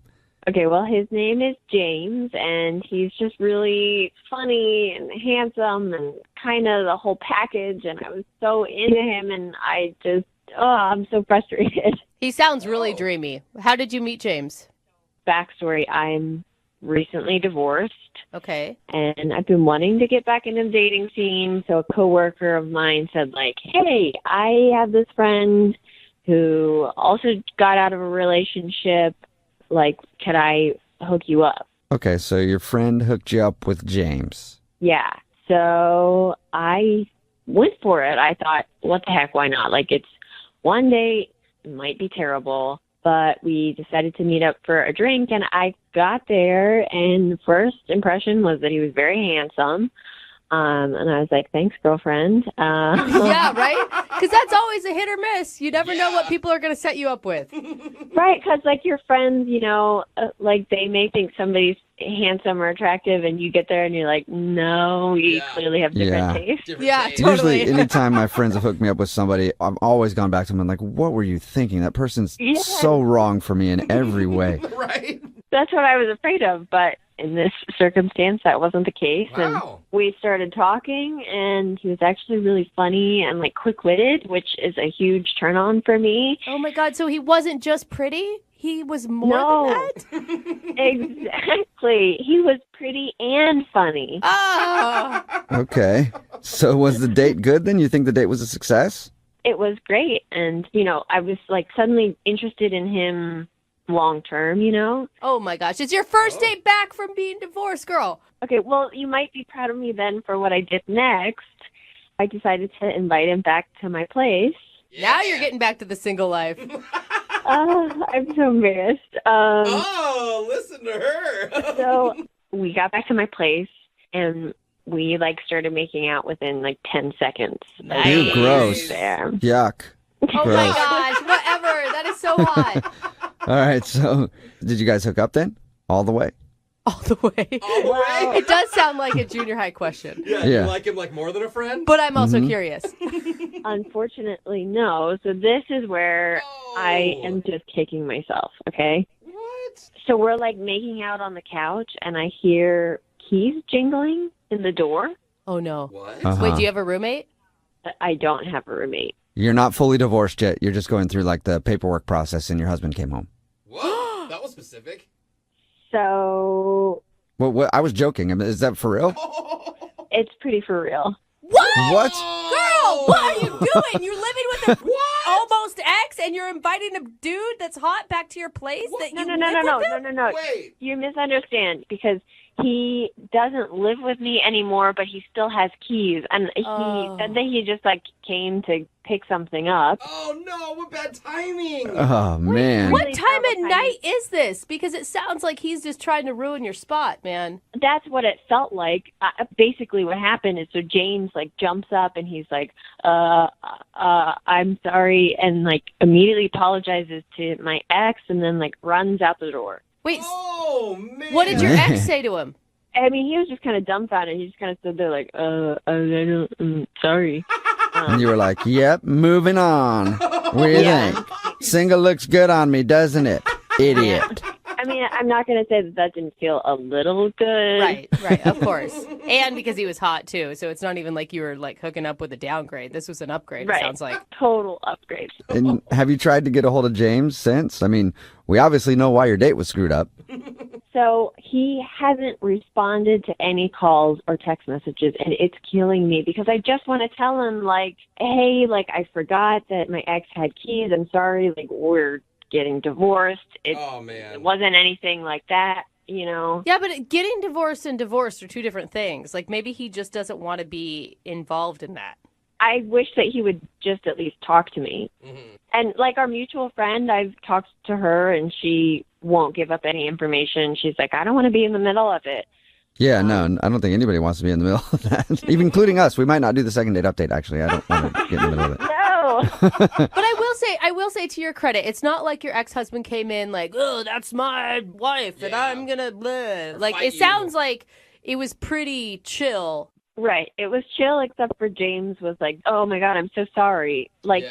You know, in my head, I'm like, he shouldn't be apologizing because he's my ex, you know? It's not like my ex still has ownership or ever had ownership of me, you know? And it's not like you live with your ex. Right. Except he does have keys to your house and shows up at all hours of the night, which that part's kind of could. right. All right, well, we'll play a song, come back, and then see if we can get him on the phone and get your second date update, okay? Okay, sounds good. All right, hang on. Moving 92.5. Brooke and Jubal in the mornings. Second date update. If you just tuned in to today's second date update, it's less like a second date update and more like a scene from the popular Spanish soap opera Casa de Tanya. Ooh. You know the episode I'm talking about where Tanya goes out on a date with a guy and then brings him back to her house. Mm-hmm. And in the middle of them making out on the couch, oh no, Dios mío, there's keys rattling at the door. And then the door opens and it's none other than Alejandro, Tanya's ex-husband. Muy malo. Oh, no. And then drama ensues. Tanya, it's pretty much an accurate depiction of what happened on your date? I wish it was. That sounds a lot more romantic than what actually happened. Yeah. I mean, let's be honest. And if it was a real soap opera, he would have been risen from the dead to come back to your house. Yep. And then she would have slapped both of them, and it would have been crazy. Maybe that happened. We don't know yet. We haven't talked to James. All right, Tanya, we're about to call James and see if the fact that your ex-husband came over to your house while you guys were making out ruined everything for you. Are you ready? I just want to do over, guys? Like, I just want to do it again. All right, cool. Well, I'm going to dial James' phone number right now and see if we can get him on the phone and find out if we can get you another date, okay? Okay. All right, here we go.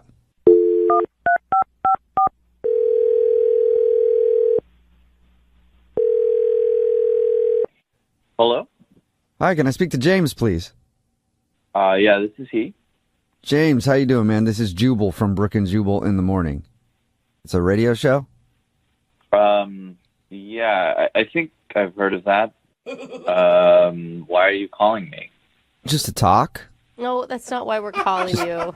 You know, we're calling random people who might listen to the show and just saying, hey, what's up, James? What's new in your life, you know? It's been a while. I don't actually listen to your show. I'm sorry. Yeah. Oh, okay. Cool. Well, then in that case, I'll just tell you that we do a segment on our show called the Second Date Update. So we got an email about you from one of our listeners, and her name is Tanya. No, I don't want to. Yeah, no, it is Tanya. No, thank you. No, thanks. Wait, no thank you as in you don't want to talk about Tanya, or you don't care to know what she emailed us? Really, any of it. I don't want to be any part of that drama whatsoever. Okay. That girl's evil. I don't want. No, thank you. I'm good. Evil. I'm good. All right, hold on, though. James, don't go anywhere. Listen. Hear me out for a second, all right? Because Tanya did email us, and she told us what happened on your date, and the fact that her ex-husband came over to her house while you guys were like hanging out on the couch or whatever. And she feels bad about that. I don't think that makes her evil. And it sounds like she maybe wasn't like totally honest with you because she's actually still in the middle of the divorce, not totally divorced yet, but they're separated. Like they're not a thing. That's exactly what I'm talking about. I do not want to be part of any of this drama. So thank you for calling. I'm gonna go. Well, hold up, James. I don't think there's as much drama as you think, though. Yeah, because it sounds like, I mean, from her description, I mean, yeah, that's super awkward that her ex-husband would walk in when you guys were hanging out on the couch, but it doesn't sound like there was like a big beef or something. No, it seems like I know a whole lot more about this than you guys do. What? Well, you were there, so that would make Yeah, sense. all we know is what Tanya told us, and what she told us is that her ex came over, and then you left thinking that maybe there was more going on. Yeah, there is a whole lot more going on. What else Okay, is well, going on? can you tell us? I mean, just real quick? No, I told you I'm going to go, so I really don't want to talk about James. any of this stuff, man. It's really quick, Can you man. just, for a second, we'll get you off the phone quick, I promise. Tell us one thing, like what else is there to the story? If you really want to know. Yes, just like I said, quickly. After the date, I was completely pissed off by the whole situation, so I go to our friend, and I'm like, why would you even put me in that situation? Like, why would you do that to me? And she wouldn't tell me, and she was, like, being coy or whatever. And eventually she came out with it that Tanya's still in love with her ex and that she'd planned the whole thing just so that, like, he would show up and see us together and set me up. And I was a pawn in this whole game for her to make her ex-husband jealous. Wait, so she like set up the timing of her ex coming back into the house just so her ex could see? Yeah, apparently she told her ex what time we'd be there so that the timing would work out so that he would walk in on us. Whoa. Are And you you have a problem with that? sure? Yeah. That's a problem for you, James? Yeah, I've got a big problem with that because I don't like to be used in that way or, put on the spot like I'm being put on the spot right now. So, My God. But that doesn't make sense. If that's what she was doing, why would she contact us to get you and her to go out on a second date? Because she's evil. Like I said, she's crazy and she's evil, and that's all this whole thing is about. So Yeah, but it takes a lot of effort to email a radio show and then talk to us and then call you and do all that. If she didn't actually like you and she was just trying to set up her ex, do you think she would do all that? It's actually not that much effort to email someone. So That's a very good point. Good point. But I don't get it. Why James- would her friend call her out like that? I don't know. I really I'm really over all of this, and so the whole situation. There's like literally nothing you can say to make me feel better about this. So I should really. Well, James, hold on. I know you're trying to go, but what if I tell you Tanya's on the other line and wants to talk to you? Would that make you feel better? No. Is she? Yes, James, I'm here. Please don't go. Just will you just hear me out, please? No, I'm good. Look, I'm so embarrassed, and I just want to say how sorry I am that this happened. And Look, I didn't mean for it to happen the way that it did, and Wait, or did you? That's the whole question. Did you mean for it to happen that way? well, sort of. What? But Exactly. no. my gosh! Okay, wait. Let me explain. Exactly. Let me explain. I wasn't over my ex yet at the time, and I did set it up, but I didn't realize that I would fall for you. Exactly. See, this is what I'm talking about. No, You're listen, evil. I wasn't over my ex yet, and I wanted to do this, but then I met you, and you're charming and funny and clever, and you made me laugh. It doesn't matter at this point. Like, it's all done. It was a horrible thing to do, and you put me on the spot, and it was the worst thing to, like, weasel out of there, you know, with whoever this guy is, and no. I agree with you. I totally agree with you. It was a terrible thing to do, but you have to admit, you know, you've been in a serious relationship too. Sometimes we do things that we shouldn't, and it's Not really like screwed up, this. but It doesn't happen like this. I mean, no. you don't understand. Like, you made me realize that I'm not in love with my husband anymore. Like, I thought that I wanted him back, but the truth is I just wanted a great guy like you. Oh, awesome. That's a really great way to use someone. Thank you. Glad I can help wasn't you feel better using it. about yourself. James, you have no idea. Like, I felt guilty making out with you knowing that my husband was going to come home every second. I didn't expect to feel that way. I felt guilty about it. Oh my God. Then maybe you could have warned the man that it was going to happen. Yeah, then you should have said something and just been normal about it like everyone else instead of whatever this whole charade was. Well, I almost texted my ex-husband not to come, but we were making out, and that would have been even more awkward. Like, why I'm texting my husband while we're making out. Oh, yeah, that would have been way less awkward than having him walk in on us while I'm making out with his ex-wife. I'm sorry, I didn't mean for it to happen that way, but it just did. And I totally get how upset you are, but I also totally believe in second chances, and I think that you should give me a second chance. But Tanya, I mean, like, yeah, everybody wants their ex to be jealous. Like, I get that. I think that there's not a person alive that could not understand that feeling. But we do that by posting cute pictures of ourselves on social media, not by inviting them over to our house when you're making out with another man. Exactly. But what if my ex isn't on social media? Dude. Well, then you got to invite him over. I think that's the only way to do it. That is so manipulative on so many levels. I was just hoping that he would come in and see me with this other guy and realize that he was jealous and that he still wanted me. But what actually happened is that he came in and I realized that I didn't care about him anymore. I mean, I care about him. I know that we're not right for each other. And all of that's because I started to have feelings for you, James. Oh, man. Well, that is just romantic. Not really. No, it's touched my heart, James. No, you need to, like, get right with yourself before you have feelings for anybody else. That shouldn't be what gets you over a marriage. I think you got a lot to work out there, so I really don't want to be any part of this. Look, I just want to apologize for the way I treated you, and if you will let me, I'd like to go out again and just start over with a clean slate. In that case, James, would you like to go on a second date with Tanya? We will pay for it. Good timing. We're not following along with the conversation correctly. Yeah, you have a hard time listening. Are you actually asking me that? Yeah, no, yeah, I am. But it's only because I have to at the end of these second date updates. I know your answer, I think. No, thank you. I'm really sorry, James. I messed up, and that's something that I'm learning that I need to work on. So I'm really, really sorry. Good luck with other dates that you have. So. Thanks, I think. Yeah. Yeah, and who knows, maybe one of those dates will be the right person to make your husband just jealous enough to take you back, Tanya.